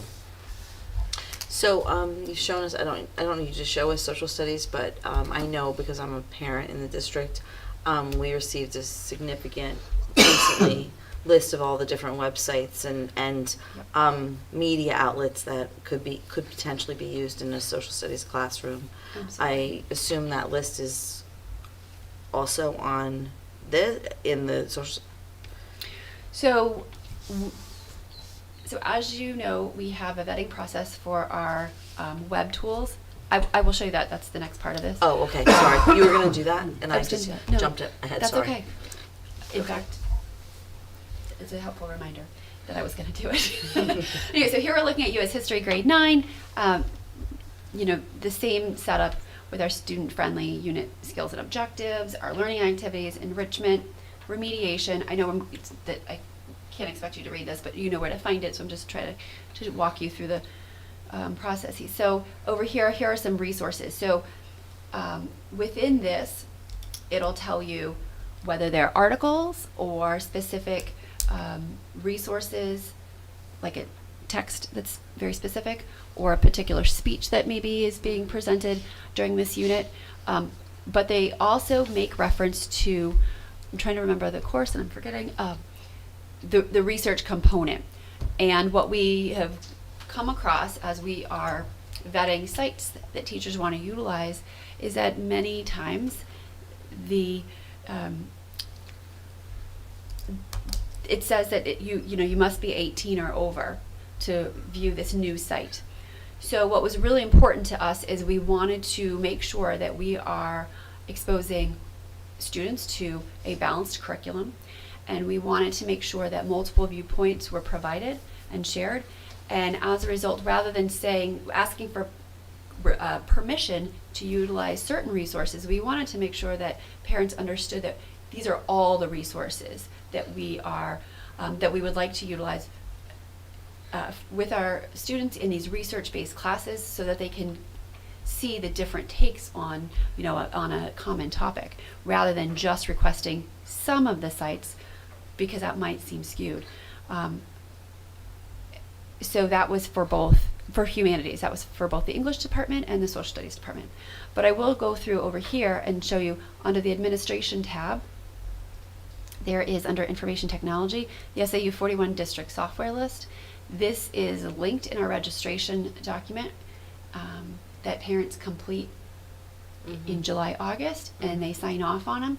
And I will explain it because it's a spreadsheet, but I'm not sure everyone understands all the component parts. So here we have licensed software. The first column is whether or not it's used by Brookline School District. The second column is whether or not it's used by the Hollis School District. And the third column is whether or not it's used by the co-op, and then specifically 7th and 8th grade, 7 through 12, 9 through 12, etc. So then we have the name. So I'm going to go, so I'm going to go to, let's see, Define STEM. Well, I'll go to Destiny because that's a co-op one. So Destiny, we use K to 6 and 7 through 12 across the board, but it's a library automation and resources. Over here, you're going to find the web address, and then you are going to find the privacy statement and the terms of use over here. So you can read through all of them as a community member, as a parent, as a teacher, etc. The next tab over are free tools and websites. Holy mackerel. So there are many that we have reviewed, and these are just the ones that we have approved. There's a list twice as long that we have not approved, but there are quite a few. So let's take a look at the one on the top. 20 questions. And so it gives you the description of what it is, the website, privacy statement, and the terms of use. So you can get all that information. Then we have curricular resources. So these are resources that teachers are utilizing, like all about birds. They have live bird cams. And they have that's live so bird much fun. cams. And I'm learning so much. And so these are resources that our teachers are utilizing in the classroom, but the students aren't directly working with. Okay, so when this is okay, gotcha. So this is more of if you recall years and years ago when we had like film or VHS that a teacher might pull from the library, there was a list of all of these that we provided to families beforehand. So now this is our list of curricular resources that aren't. So they may on be VHS. displaying from these, but the students are not being directed to go to them. Correct, if it's a curricular resource. And then we have Chrome extensions. So this is another set. Co-Writer, it's a great tool that we use, and it's available for all of our students, but specifically it's particularly helpful for identified students that need additional support in the writing, and there are various levels of that, but all students have that as a Chrome extension on a SAU Chromebook. But it's here's the website, here's the privacy statement, and here's the terms of use. So you can take a look at that. And then finally we have our paid library databases, quite a few that are available. You can take a look at all of them and where we're using them. Our committee, the data governance team, meets every Thursday at 1 o'clock, where we review these and read terms of use and privacy statements, and It sounds better than policy. it's great. But one great thing about it is if there's something that comes to us, we might say, I think we have something similar to this. Could we consolidate? And this was huge during our COVID years because so many resources became available to our teachers, and it was very exciting. But at the same time, as, let's say, a parent of a student with 15 new tools, it becomes a little overwhelming on how do I help my child utilize these. So one of the things that we take into consideration beyond, is this relevant to our curriculum? Do we have the financial resources to support it? Is it too much for our tech team to support?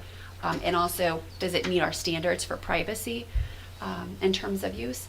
Is there something we're already using that's doing the same job, so we can just keep our focus more narrow? Or if something new comes to us that's far better than something that we're already utilizing, let's share that with those folks that we know are already using this, to kind of streamline and make sure that we're providing resources for everyone. So That's a little bit of the curriculum Excellent. work and This is terrific. transparency. It's so great. Um, It's excellent. I'm just curious what you've done with, there's that social studies class, it's like current Contemporary issues. contemporary issues, Yeah. where if it's truly going to be contemporary, it may be updated. Is that one where it's likely going to rely heavily on web-based content? The disclaimer, Contemporary Issues is a class guided by issues that are presented in the forefront of media. Content within the class will vary depending on the stories and issues that are prominent at the time of the course, because that's the point of the course. Right. Yeah, But absolutely. since it's not likely to be heavily choreographed, No. I'm wondering whether the content will be heavily web-based as opposed Absolutely. to printed matter. It is. So resources are the library databases, and then the district approved web sources. So that's really where you're getting your resources from. The standards are the same, it's just the topic is different. And the skills are the same. What are the teachers being told, people teaching that, how to deal with that in context of current RSA? Is that an unfair question? So, we did provide training to our staff about the updated RSA, and we provided training to our administrators, and we are, It's mainly an issue of presentation more than content, correct? correct. So it's not so much the content, it's how it's framed by the leader. Exactly, and that's why it was so important that we share the list of all of our resources that we'd like to use to make sure that it's balanced and Right. that it's balanced. Yeah. That's So. Great. This is terrific. Thank you very much. It's great. It really is. It's helpful, and it gives us, it's just an amazing amount of work. And also, it's not just about the resources; it's about all that work that your team and all of you have put in to identify every single standard, skill, all of that. It's a tremendous amount of work, and I know it's been years in the making, and especially this year. I mean, it wouldn't have been possible without the early release time, so I thank the board for granting that. But I have to say that our staff really jumped at the opportunity to spend the time and really dig into this work. And while it's a lot of work, they appreciated the time, and they're really focused on making sure that it meets the criteria and that they're all aligned and working on this together. So they've been wonderful, and I'm very thankful for that because it's. Do we have a compliance and communications person yet? We do not. It would start July 1st. One thing that my personal recommendation would be as one of the very early tasks for that individual would be to number one, publicize this, and number two, create some YouTube tutorials on navigating through this. Even if it was to cut to a section of the live stream from tonight showing you walking through it, having that available and front and center. I to do me have to is agree, Tom. It would be great to have a little tutorial on how to navigate. It's not the website. It's the fact that we have 4 different boards, 3 different school districts. There's so much information on that website that you really have to know it Right. to you need to know it to know where to go. To find that data, that list that you just showed us. Would I think to look under administration, or would I look somewhere else for that? So it's just, and people's brains all work differently, and the way you categorize something. So I think YouTube things that just do some of the basics, even just how to find our minutes, because we get a lot of feedback on Facebook that I didn't know this was happening, and it's well, it's really available. It's just Which calendar get do I right, look at?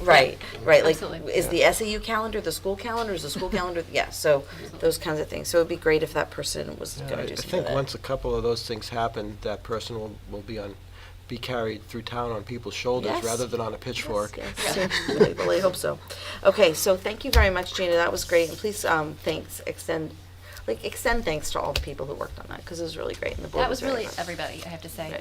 Right. All of our I would relay messages to the administrators, who would relay messages to the teams, and did you have a question about them? No, not a question, just a comment. I just, I would echo everything they've said, but I just really like the format and the structure of it too, because this is an ever-changing thing. Like, hopefully a lot of it's not changing anytime soon, but when it does change, it's so easy to go straight in and take something out or put something in, and it's right there. And I really like the ease of that, because that's the worry I have, is like everything's always changing, so how do you keep up with it? But when you're meeting on a regular basis and you have the structure put out the way it is, I think it's going to make it more manageable for us to keep up with that. Yeah, too, it's in so. template form, so Yeah. it's just like Yeah, it's everybody's really- the same. I It's really so like that great, form. so good, Yeah. so good. And getting back to my question about the PDF, I'm thinking at it, especially in the context of Beth's comment, if there's a way to get a Chrome extension or a Google extension that would allow you to create a button that allows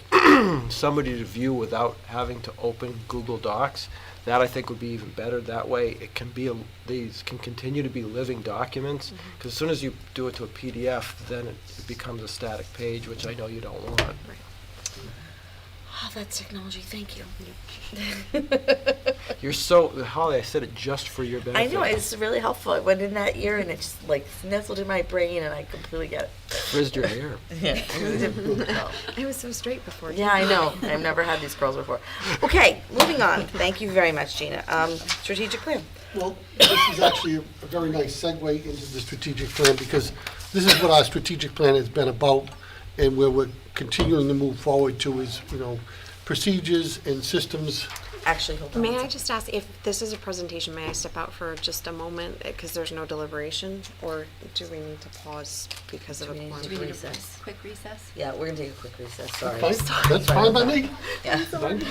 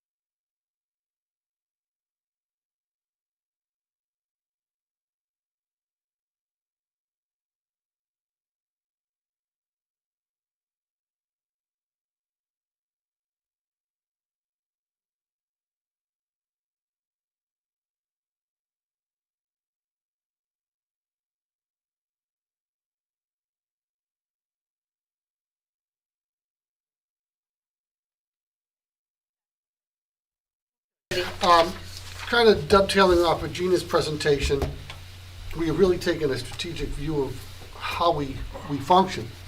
And some of the areas that we highlighted, you just saw Gina's work, but what we've done with the tech department, the streamlining of the business office over the last few years to give us in-depth CIP plans, revenue and expense report, facilities updates on a regular basis. We have done extensive work in our policies and procedures, in our policy committees, and really at a point now where we're looking at our facilities from an instructional point of view moving forward. But we started and spent extensive time on what we call the portrait of a cavalier. And we kind of defined emotionally intelligent, critical thinkers, innovators, communicators. We wanted our students to be resilient and culturally aware.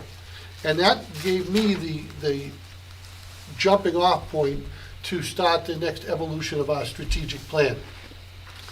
And what you have in your packet is I would say, very rough draft that has already been to Hollis and Brookline with regards to where we're moving. And it's made up of some of the same essential goals that we've had, and that's based on the fact that those goals are critical to our mission. So like goal 1, the SAU will strive to continually improve each student level of achievement and growth. But what we're adding is now we're adding what I call implementation goals, because we're taking the strategic plan from just an SAU document to how does it impact Hollis Brookline, the Hollis Brookline Co-op. So the cooperative district will ensure the curriculum instruction and assessment is designed and delivered to enable diverse learners to achieve or exceed Hollis Brookline grade level standards. So now that Gina has completed all the coursework on curriculum, now we're kind of coming back up to what I call a natural review cycle, and I believe next year is math. Yep. So we'll be reviewing math K to 12. And we hope to get into that cycle where we're taking an in-depth dive every few years on particular topics of importance. So what we did is we simply put those in terms to objectives and priority areas. So goal 1 has 5 priority areas. Some of those have changed slightly, like the present SAU goal 4, and I'm now recommending it just become a priority area, and that is to ensure curriculum is delivered in accordance with the diverse needs of the learning community and to meet the standards of the 21st century learner. Oh, I see what you're saying. So rather than have separate goals that don't relate to each other, when we're under the topic of a goal, we want all our items to focus on the same thing. So either to the goal itself, to the priority area, or to the objective. So we go from the 40,000 foot view right down to where the rubber meets the road. In terms of goal number 2, which is becoming more prevalent, is to recruit, recognize, and develop the most effective personnel. Goal 3, we will utilize appropriate technology to enhance student achievement and improve operational efficiency. And to give you an idea where we've gone, 8 years ago when I arrived, we had some computer labs. To next year, we will be K to 12, every student having their own device. And the infrastructure to support that, the IT pieces around that, and then how do we take that and now move to where technology is not something that exists in isolation, but is a curriculum point for all areas of curriculum. Goal 4 is a community relations goal. It goes back to our compliance and communication officer, but it also goes back to something the board had been asking about. How do we better get the word out on a number of topics? Like Tom's point tonight, getting the word out on what we just put on the curriculum. But what about our budgets? What about those pieces that we have extensive information, but just aren't always easy to find? And it's through nobody's fault, it's just multiple districts on one website. Goal number 5 is to manage and keep good repair our physical assets in order to optimize student learning. This is something I think Kelly's done a magnificent job. We now are really working towards prioritizing items that have to go into the budget because they're a critical need and need to be done, to items that go into the CIP plan where we plan for down the road. And we will be, I believe, completing our roofing work in the co-op this summer, maybe a little longer than that, depending on getting contractors. But when we looked at the volume of roofs that we had to do, I don't know if we ever envisioned ourselves getting there within the confines of our budget, but we've been able to do that. And then, goal 6 is an area that we didn't have in the last strategic plan, but I feel very strongly about, is to provide students with the opportunity to participate in a rich variety of co-curricular activities, to be mentored by knowledgeable individuals, to learn the value of hard work, competition, team play, group work, individual effort, leadership, and to ensure that each individual has an enjoyable and rewarding educational experience. And why I think that needs to become part of our overall strategic plan is because that really is part of our mission to promote the talents of our students. So we heard tonight about the students who qualified for all states in music, and we have just a marvelous theater program. We regularly hear about our athletic teams. But how do we continue to move forward, and what clubs and activities do we look at going into the future? We put some procedures in place over the last few years of how a new club gets organized, how it gets brought to the board, how it potentially gets budgeted. And what happens next is we go from this kind of 30,000-foot draft with priority areas and things established to now talking to each of the boards, and we're presented in Hollis and Brookline. And tonight's the first look in the co-op. And what I'd really like to do is the co-op typically meets in July, and they do a budgeting meeting. But I think this would be a great opportunity to really focus in on not only our budget for next year, but the strategic plan, and kind of iron out areas of concern or areas where we may want to redefine. And I'm happy to take any questions tonight, but some of the answers tonight are kind of going to be settled in July when we go through that process, but it will give me the ability to start, kind of framing things in my mind. And if there are extensive questions or concerns, I have just recently reached out to Tom, and I'm going to reach out to Rob Mann from the Hollis Board, and I will ask for somebody from the Brookline Board just to kind of look at it through a strategic planning lens, so that we don't have unintended redundancy, or we don't have multiple goals at addressing the same thing. But I'd be happy to take any questions and do my best to answer them tonight, and then be ready to move forward again in July with a goal of hopefully approving something at the SAU level in October, knowing full well that the way this is structured, a district board would not have to be identical to the SAU. So let's use an example. If our test scores came back and there was a concern in reading in Hollis, but there was a concern in math in Brookline, we could now have a curriculum goal based on our data, but at the same time, still under that overarching umbrella of the strategic plan for the SAU. So, great, thank you so much, Andy. Are there any questions? Cindy? Beth? Mr. Solon? Of course. You want to go first? No, I think I'm gonna probably, dig into it a little bit more and think more about it for the summer.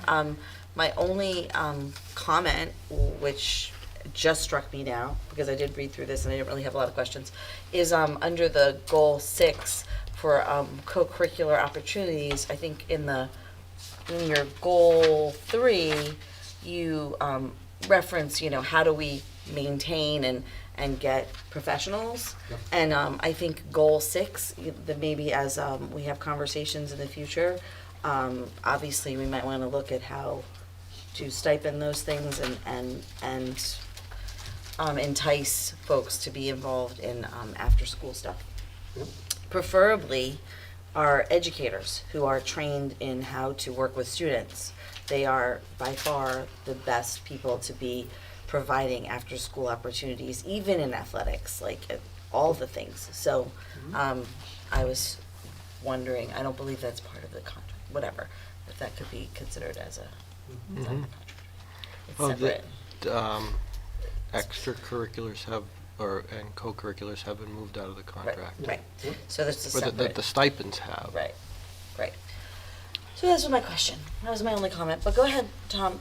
But let's keep in mind, let's do some just cursory questions and we can come back to it in July. And sounds like you and Rob and another small committee will be working on it as well. That's because I laid this sheet in front of them. I know, I know. I was here. I actually heard part of it, so. But, so for example, my question about, the first question's about the goal 1, and how are grade level standards set, and how is performance relative to the standards going to be measured and reported? Because we make a lot of references to wanting to benchmark and assess ourselves, but I don't know that we have a consistent method for communicating it so that we can see the progress over time and the gaps. And I think to answer that question, again, in that 30,000-foot view, we're gonna need to look at, what pieces of state data, what pieces of local data, where do we wanna place our emphasis on? Is it going to be SAT scores? Yeah, no, Is it gonna, you know what I mean? So I think that's what I'm looking to really yeah. define. So going. Gina's taking copious notes, but you could probably just Yeah, type that but- up and send it to everyone. So Thank that, you. Yeah, that'd be good. But- Go ahead. So that maps into the issue on the new priority 2, which was SAU goal 4, and we reference 21st century learners. And we've used that phrase for quite a while, but We'll be using it until the 22nd in century. doing doing some research on it, there's a lot of articles out there that says that the goals for and it's stated almost like it's a concrete static thing, but it isn't. It's a term used, and it has changed after the last 2 years. Yep. And I just would like to understand how we're using that vision now versus how we were using it pre-pandemic and last time, and we started using 21st century learner when we were still in the 20th century. Yeah. Yep. So, Yep. a big question I have is in SAU Goal 2, and talking about compensation. And I just have concerns about anything that overlaps into collective bargaining agreements being in this. Because the administration and the staff have absolutely no control over it. That's 100% board, and I don't think that you want them to feel like it's their responsibility to. No, but I also, when I look at this is the SAU strategic plan, so it's also the board's plan. Is it? Yeah, to me it is, because there are components of this, if, Okay, if you're taking that, then clearly articulate okay, that the board will. Yeah, like the board will establish policies and procedures addressing salary, just, okay, and then we would vote on it. And some people might not agree. Yeah, because I don't want it to look like that we're diluting Right. authority or delegating. yep, okay, that's a Um, good point. and, let's see. So, just a quick question.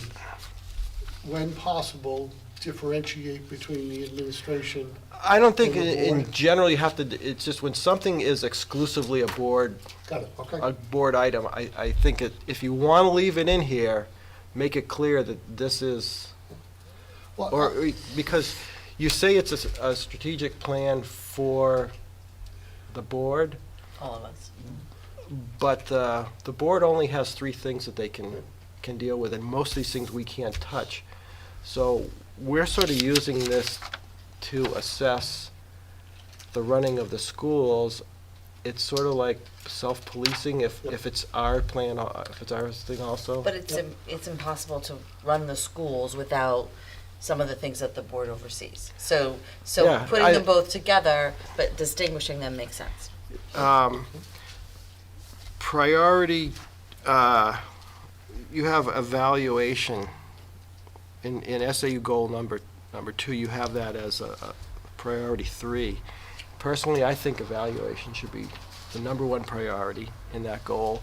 And the reason I say that is you can't do, I would find it difficult to do any of the other things until we know what our strengths and weaknesses are within our staffing. Okay, yeah. And these are not directives, this is just, Right, no, this is sort of yeah. like Mhm. off the cuff thing. What was priority 5 in SAU goal 3? Let me find that one. It's support expanded opportunities for community and Yeah. international learning, I would like to see that be both face-to-face and a online. higher priority. Okay. That's input that you will be getting from me. On new goal 4, I think it would be good to articulate that the full communities is our stakeholders, because it talks about parents and students, but I think it's important. We do recognize it. I think it would be helpful to state that, and that will tie into the communication thing, because if they are identified as a stakeholder, it then makes it incumbent upon the communications to roll out to them. And the last comment I have is you may think it's sort of semantics, but in the goal of 6, what is the value of hard work? And the reason I ask that is we often say we should work smarter, not harder. We do all these things. I think it's important to know how to work, but hard work to me is almost like the word rigor that we use, which is inflexibility and a rigidity. I think to work creatively, there are all kinds of ways to work, but just hard work for hard work's sake, maybe there is a value of it, but to have that be the most important thing, the first thing, scares me a little. Okay. Wow, that's great. That's Anybody it. else? Any other comments? Gonna save yours for summer? Okay, great. Okay, terrific. And then, are you all set? Yep. Good, great. So moving on to, I think last month we had a question about the parking lot, and we said we would put it on this agenda for this month, just for you to like speak to that a little bit. Yep, I went back and met with Lance, met with Tim, and met with Officer Bergeron. Again, the experts in talking with Lance believe that dirt lot is going to need some extensive work to become a parking lot. And they are still recommending doing what I would call phase 1, which is they would come in, they would square it off, and they would dig down and put in the appropriate gravel. I did check, it would be usable when it's just a gravel lot, so it would provide Tim with overflow parking for the future. It could be opened up for baseball games and all of that. And then the concern that was brought up was safety. We will be adding 2 crosswalks, and Lance is investigating the new crosswalk. You push the button and the lights all start flashing. It's a very simple mechanism. But Tim reminded me, since COVID, we did a significant change to our parking procedures and dismissal procedures. And now that we have the 2 lanes up back, it's a much more regulated traffic flow. And once the buses are rolling at dismissal, nobody can move out of that back parking lot. And Officer Bergeron feels with the 2 crosswalks, and we're adding a crosswalk, and it may have already been added, they've been going crazy, from the teacher's lot across, so you can go up to the high school, we've added a crosswalk, or we'll be adding one there as well. There used to be one, is it gone? Yeah, it kind of disappeared. To that one, because of that sidewalk. it used to Yes, be- and I think one of our paving things, it never came back, so it's being put back in. I wanna say, unless I'm crazy, I thought that was something there. Yeah, I think It was it put is. in a couple of 2 weeks ago. The shed distracted me, but I noticed like changes. So, based on this information, I do feel we should move forward with the parking, and then a year from this summer, we'd be able to pave that and have a usable lot for the foreseeable future. We had planned and still do intend to do the area up near the turf field that was originally in the design there. That work will take place this summer. So that is part of the budgeted activity. That is part of it and already done. What's And the volume of spaces in that? You're probably looking somewhere conservative 35 to probably a maximum of 50. That's awesome. Will they be, available for students, numbered spaces available for students? Yes, and what we're talking and discussing is trying to identify students who would probably be likely to be staying during the day, maybe potentially athletes, because then we won't have people trying to get out of the furthest piece of the parking lot at the end of the day. But I think the other piece was a little worry about security, and Rich and Lance have talked, and we believe it would be relatively inexpensive to add what I'll call a telephone pole down in that new lot area, which will provide us the cameras in that. So we'd also have security of students' vehicles during the day and a lot more monitoring of activities that take place down there. Do you need lighting for the expansion as well? We are in a discussion about the lighting. If the board remembers from our fall sporting events, we found out it's pretty dark. I know you've talked about the walkway. Yep, and Lance is working with Kelly and getting some quotes, because there are some simple fixes, and I'll give you an example. The present units on our building that shine down on the building are all equipped to add a spotlight off them that could now be directed to the sidewalk, so that you would have lighting basically from our lower parking lots all the way up to the game field on a game night. The other piece Lance is looking into, and I believe will be recommending, right now you have 2 lights on each of those poles. You can easily add lights to those poles based on the poles that are there. And when I say cost effective, I'm looking at, in some cases, the fixture is $150, and the light pole solution is closer to like $450. So we can drastically change the safety and visibility up there in a very positive way. So you're talking about adding lights behind where the turf field is, but we would also need to add lighting to the parking lot down in the front of the building as well? Correct, and if we do what I'll call the There are telephone some pole, lights down there are. Yeah. They go pretty much down to the other parking lot, Yeah. and Lance doesn't think it'll be much to bring that across the road. We are, Right. able to get the work done this summer, which is a huge part of this, because availability of contractors, but because we already have the job in the budget for the turf field area, obviously there's bang for your buck when they're on the property. Now, the big question I had, and that you have brought into the equation, is official and formal use of the dirt lot. Yep. Because that was news to me, that we were allowing parking in that. I didn't realize that. Yep. And if we are, then we need to do it formally so that we do it completely, as opposed to, so for instance, if if there's a certain amount of money that makes it a good underlayment for future pavement, great, but if we're going to be driving on it and it's more money to make it more appropriate for current use as well, then let's invest that. What I didn't want to do is do something because it's a good deal and then undermine it by using it as it's not prepared for. Do you follow me? Yep. I did ask that question. Like do you add stone dust or something like that to it? What I was told, the only thing that we may have to do before paving over the crushed stone was regrade it. But that is kind of standard anyways. Assuming, my big concern is drainage there. Yep. And I'd hate to see us put that in and have it get undermined by standing water. Yep.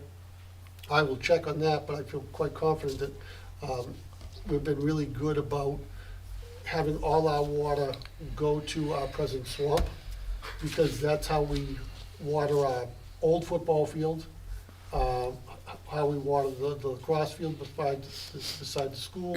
And so we're very conscious of recycling any water that comes onto the property. Well, I just remember when we were using it as a dirt lot, Yep. we got a couple of decent-sized ponds there Yes. that became a cross between a mud bog and an obstacle. Right. Okay. And that is not intended to happen, but I will bring that back to Lance and Okay, make sure thank it you. doesn't. Great, thank you very much. That's good information. Okay, so at this point, we're gonna move on to deliberations. I'd like to first do the two deliberations that I mentioned. So the first one would be coming out of our non-public, and Beth, I believe you have that motion. Sure, I would like to move that the board approve the superintendent's recommendation to allow Hollis Brookline I'll start over because my mic is off. All right, I would like to move that the board approve the superintendent's recommendation to allow a Hollis Brookline High School junior student who will likely become a non-resident prior to the start of the next school year to complete their senior year at Hollis Brookline High School during the 2022 to 2023 school year And waive tuition. and waive tuition. I need a second. So moved. I mean, second. So Beth moved that, Tom seconded. Is there any further discussion, questions? Okay, And it's just contingent on it actually happening. If for some reason they don't, it becomes moot, right? Right. all those in favor? 4-0. Okay, I don't know how the next motion goes, but we do need a motion. I'm gonna read off, I have appointments, and I believe I make the appointments, but I need an approval from the board for the appointments. Is that right? You don't need it, but we do it anyway. Okay, So if you so, want to just propose the um, motion to approve the following chair appointments. Okay, so I'll need a motion to approve the following chair appointments. I've already, BudCom will be Cindy, Policy will be Beth, Holly, and Krista. I'm just doing first names, I hope that's okay. IPC Steering Committee will continue with Tom, Holly, and Krista. The Weighted versus Unweighted Committee will be ending for now, but Liz and Holly are currently on that. IPC Grading and Assessment is Krista and Beth. IPC Advisory is Tom and Kate. Krista represents us as on RSEC. And then I don't have negotiations this year. And then we have some representatives that we've appointed to SAU committees. Krista's obviously on the Krista will be serving on the SAU Budget Committee. Cindy is the Spec and Policy Committee member. And then there's a Compensation Committee.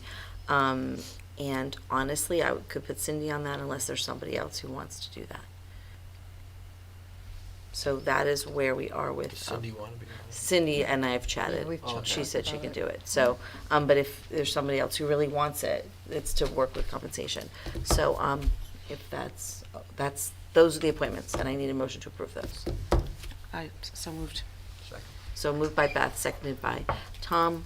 Any discussion, questions? Does anybody want to do something else? No, you're good. Okay, all in favor?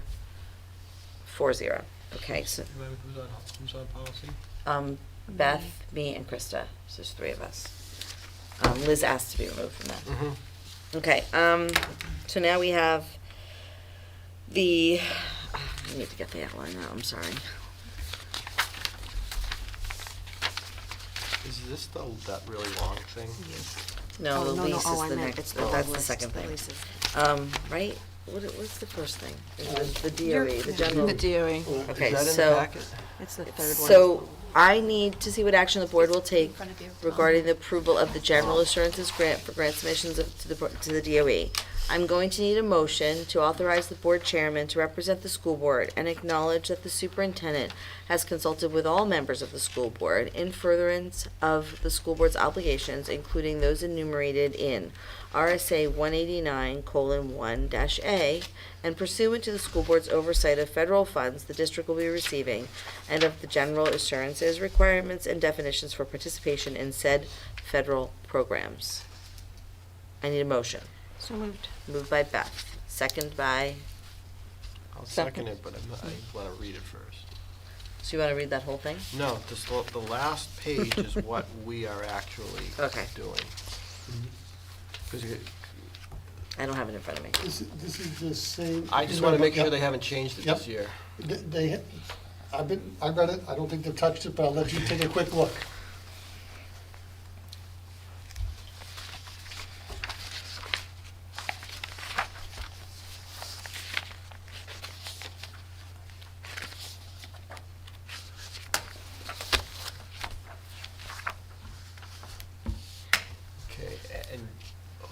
who is being named? Because this was the whole thing about It's who. just the board chair is signing on No, behalf of the no. board. Is it going to be you or somebody else that is, see, I, the underside, legally authorize and bind the named school district SAU hereby, and on, so, I put me there. oh, wait, okay, I thought it said super, never mind. Okay, I'm good. And then- And then I'll sign there. Okay, so all those in, do you have another question? Just Beth? a comment, and I mean it in the kindest of commenting ways, to get it the night of and for transparency purposes and everything, if it can be, like, is there a reason that it can't be in the board packet or can't be available just because it's something that maybe the public, anybody doesn't know what we're looking Yeah, at? I'm looking, I don't know why. Yep. No, I There just was- asked. There is no reason other than I was at a conference last week and it didn't get into the board That is packet. totally fine. I just, it's one of It those is things something we for, look at every year, yeah, so, but absolutely. it should be in I the know, packet. I just, No, you're 100% Yeah, correct. it should be in the packet. Right, no, just checking, just Okay. checking. It'll be in the packet next 50 year. lashes with a wet needle. Uh-oh. No Okay, conferences, all they're those in terrible. favor? 4-0. Great, thank you. That was what my mother always said when we did something. Wet noodle, yeah, my dad used to say that too, okay. I think it's a very odd expression. My mom, your dad, okay. So I also need to see what action the board will take regarding the superintendent's recommendations for administrative compensation. I'm gonna need a motion to support the superintendent's recommendations for administrative compensate, for administration and non-union employees. Sorry, I'm just like, So moved. Okay. moved by Tom, seconded by Beth. I was gonna give it to her. Are there any questions on this? All those in favor? 4-0. Okay, so there might be questions on this one. Where's the motion? Do you have the motion? It's the The very- motion is, you got, according I to don't the have to thing, read all of you it. don't? No, I just found that out. I think But I it's don't just have the, them. I was just It's right on confused top. with that. It's just the very top. Okay, I know that, but I don't have it here in the outline. I'm confused. Okay, Right outline. so I need, I think my outline might be wrong. I don't have that other thing either. Yeah. So to see what action the board will take regarding the approval of the capital lease recommended by lease bond council. So the motion should read that, I'm just gonna, can I just make Yeah, the motion? yeah. I move that the resolution entitled Resolution to Authorize $2,886,491 lease purchase financing of an energy efficient heating and cooling equipment at Hollis Brookline High School, that's all in quotes, be approved in form presented to this meeting, and that an attested copy of said resolution be included with the minutes of this meeting. And then the resolution is the rest of this. I move that. I need a second. Beth is seconding. Are there questions on this? Yes. I figured there would be. I was waiting for them. Have we lost our interest rate? No, we're still fine. That 2 something? Yep. Okay. And then what we're doing to, just so people understand, by the 4 of you signing tonight, then the attested version goes into the minutes, and that's why we don't have to read it like we've done in the past. And then there's also a line at the end of this where Diane Levitt, the district clerk, will sign as well. Oh, here's the motion. Mhm. I found the motion. All those in favor? Are you ready? Were you done with your questions? I'm His hand sorry. was Yes. going up. All those in favor? Yes. 4-0, okay. Okay, I was concerned that the dollar amount would no longer buy what it, Yeah. if we No, were now at a it's- 5% Especially where we loan. are, absolutely. Okay. That's a good question. I now need a motion to take from the table policies BCA, DFA, ACE, IHAM, KEC, and AC. MOUSC. Do we have to? Yes, And Beth. so moved. So moved by Beth, seconded by Tom. Okay. I like them on the table. That was Or a off very, the table. that All right, was a very moving. so, We'll need a motion in a second, get the vote. oh, sorry, all in favor? It was implied. 4-0. Thank you. That's why you're here. It's your job. Yeah. Okay, so the first policy that we'll be looking at is the, BCA, Board Member Code of Ethics, which we do every year. So I'm going to need a motion that the board by roll call state agreement to adhere to policy BCA, Board Member Code of Ethics. Can we do the So moved. motion first, Beth? And a second? I just didn't know if we're allowed to make the motion with an amendment. No, just say, it's just. I'm serious. I have- What's the amendment? On, I can remove my on motion. the last line, where it says, will not have any discussions, including email, that affect policy or decision. I was gonna say, including email and texts. I think that would be like, that would be a, You think that's redundant? no, I didn't say that. Oh. I just didn't say what I wanted to say, I because was I trying to couldn't help get it you. out. I think then we would basically be going into first, second, and third reading of the policy, wouldn't we? You could waive second and third.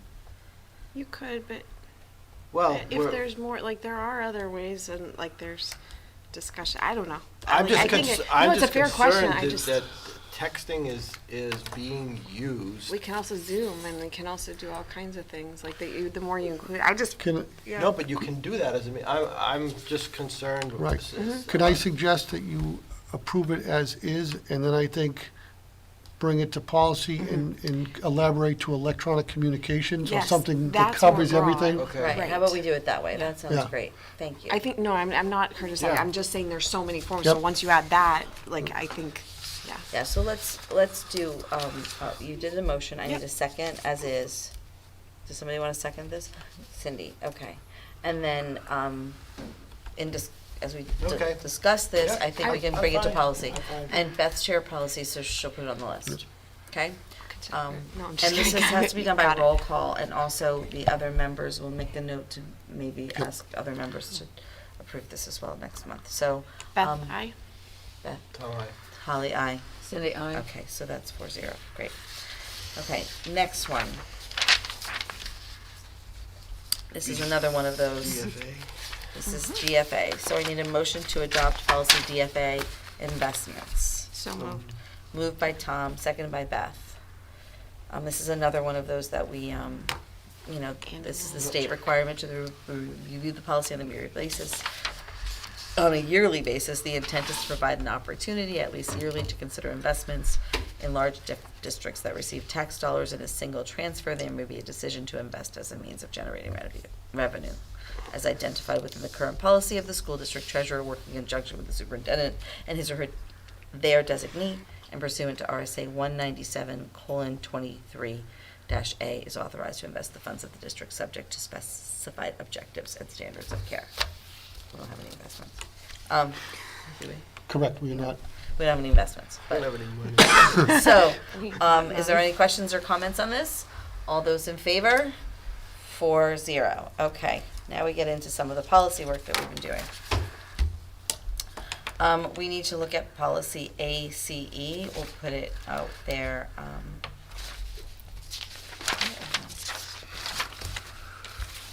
Okay. So I need, is this third read? What number read are we Second. on? Second read, okay. So I need a motion to accept for second reading. Are we doing second and adopt? Or second reading policy A, what are we on? ACE. ACE. I think Procedural this one, safeguards non-discrimination on the basis of handicap disability. So moved So by moved. Beth? Well, what you were asking is this second and adopt, or you didn't? Did you finish? I was that? asking, should we do second and adopt? I would like to do that, but we only have I don't know how everybody else feels about that. I go for Before I second and adopt. make, yeah. Yeah. Before I make. Okay, that. so let's make the motion second and adopt. Waive third reading and adopt. Waive third reading and adopt. So Okay, moved. So moved by Beth, seconded by Tom. Any discussion or comment on this? We just simply made I the, just have a question, not so much about, is AC-E something different than ACE? Okay. yes. Isn't that Where ridiculous? where is that? Because it's not on our website. I thought that. No. Let me It's check. gonna be on the website.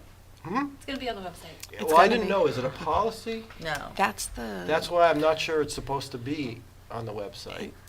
What Is is, that- what It's is? just a the- listing of who the Title IX coordinator, who the Yeah. people are to contact. And is that It's different than the list that's on AC that we're gonna be also looking at? Well, it's the specific people. It's like the It says, human like, being. Lauren So DeGeneres. Like, AC it's Oh, it's has got the names right. and the So titles? AC has Because the we're ACE is where you can go Okay. to look them up. And it'll Okay, be so on this one though, ever-changing. this is ACE, not AC-E. Yep. This is ACE. Okay. So So it won't go in the index, it'll go As a in link. multiple places, under HR, under student services, and all the particular places you might want to look for that information, it'll be there, but not under the policy. Then can we do something on a policy that gives them a pointer to it? That's why I'm wondering, can it be hyperlinked where it's something, I don't know. Probably.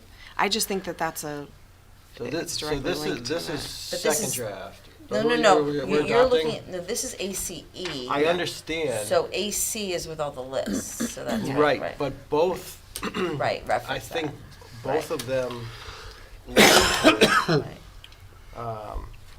are we doing this to adopt right now? Yes. Yes. Second Yes, read this and doesn't- adopt. This I didn't just think really this one- says you're going to get your rights in a handbook, at least Yeah, I offered. didn't think this Okay, was. I didn't know if the handbook that's referenced here should be having it. Anyway, never mind. Well, they do that. They hand them out. But Okay, so we're good, right? All Yep. those in favor? 4-0. Okay. Next. we are not looking at AC, are we? Oh, that's Are we? banned, yes. Oh, we are, okay, yeah. Okay, the next one is policy policy IHAM. IHAM, health education and exemption from instruction. I need a motion to accept the first reading of policy IHAM, health education and exemption from instruction, as So presented. moved. Moved by Beth. I need a second. Tom. And then we went through this in policy. This wasn't really, this was sort of Liz's, so just, can anybody, basically what we had to add was this, and this we added by RSA, right? This information about, of, that they are afforded the rights with respect to, they need the 2 weeks of, it was the 2 weeks advance notice that we needed to add to that.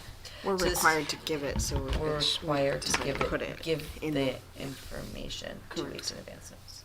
Do they use the word affirmative in the, what needs to be? I believe that was a recommendation by one of our committee members. Is there any word that would be more obvious with it? Because We can bring that back to you. So why don't we bring that back to policy? yeah, because I'm thinking, you Can know, somebody in just most kinda cases we circle talk that? about Okay, it and we opt-in will look at it, versus right. opt-out. Yes, right, so let's go with, this was for first read, so all those in favor? And that's 4-0. Okay, now we're at policy KEC. So I need a motion to accept first reading of policy KEC, reconsideration of instructional materials as presented. So moved. Moved by Beth, seconded by Tom. So, we don't, this implied that there's a form available in the school office, but there used to be, I believe, but it's just no longer used. Usually what happens is people submit an email. So it just meant silly to have this form referenced, because this has been, people are kind of wondering It's how to do obsolete. this. So we're now considering the request for reconsideration to be in writing. So that was first read. Are there any other questions? Although, The only no? question is, do we want to adopt?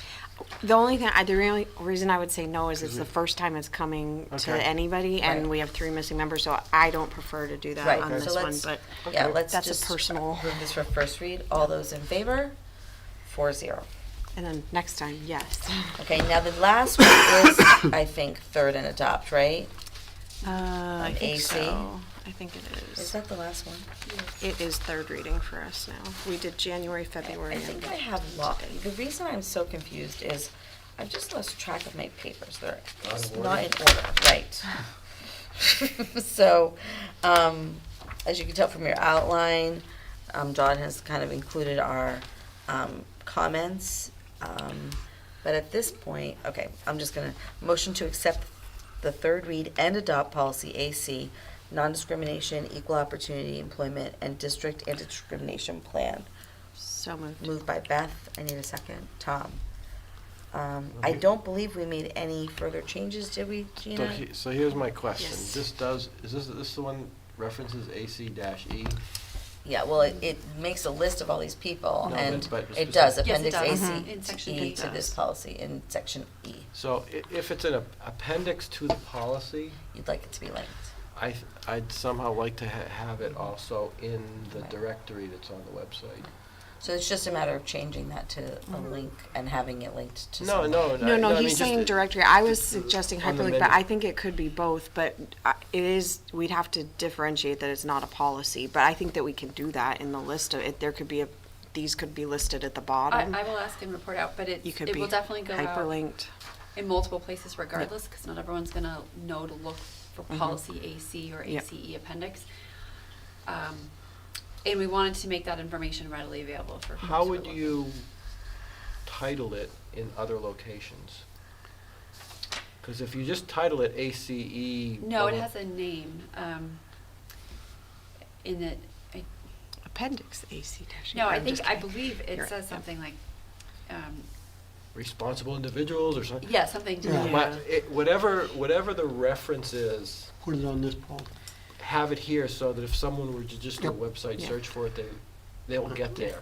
No, I agree. I mean, if you hyperlink it here and it's at the end of the list of Yeah, that's what policies, think. I You don't just care where else you put I think it, you as just long as hyperlink it's it in the policy, hyperlinked. And then you, and then you also. He's suggesting putting it at the bottom. I get what you're saying, but you just Uh-huh. want to separate it out, because if we have all of our policies, at the bottom, you can have these appendices. Well, it can be hyperlinked and it can be in the bottom. Right, Yeah. and then Right. I don't know that you have to put it anywhere else unless you find a cool place to put it, but that's like, Well, I it's gonna think that, be, you know, if you, there I may be think other there's relevant reason places. To have it other Yeah. places, you just might. I be think it's Absolutely. useful to have the Right. information other places, Right. but I'm Correct. not sure it needs to be tagged, be headlined as An appendix. an appendix, because that almost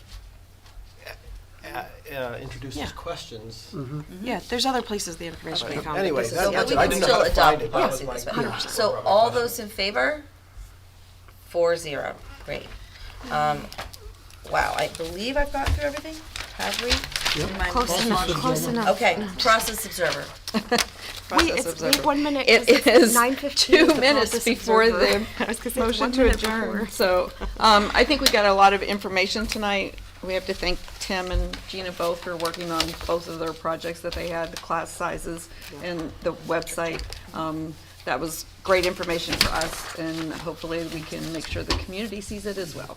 So, and that's it. Great, thank you very much. At this time, I will entertain a motion to adjourn by Beth. Tom, second. All those in favor? 4-0. We are adjourned. I need signature.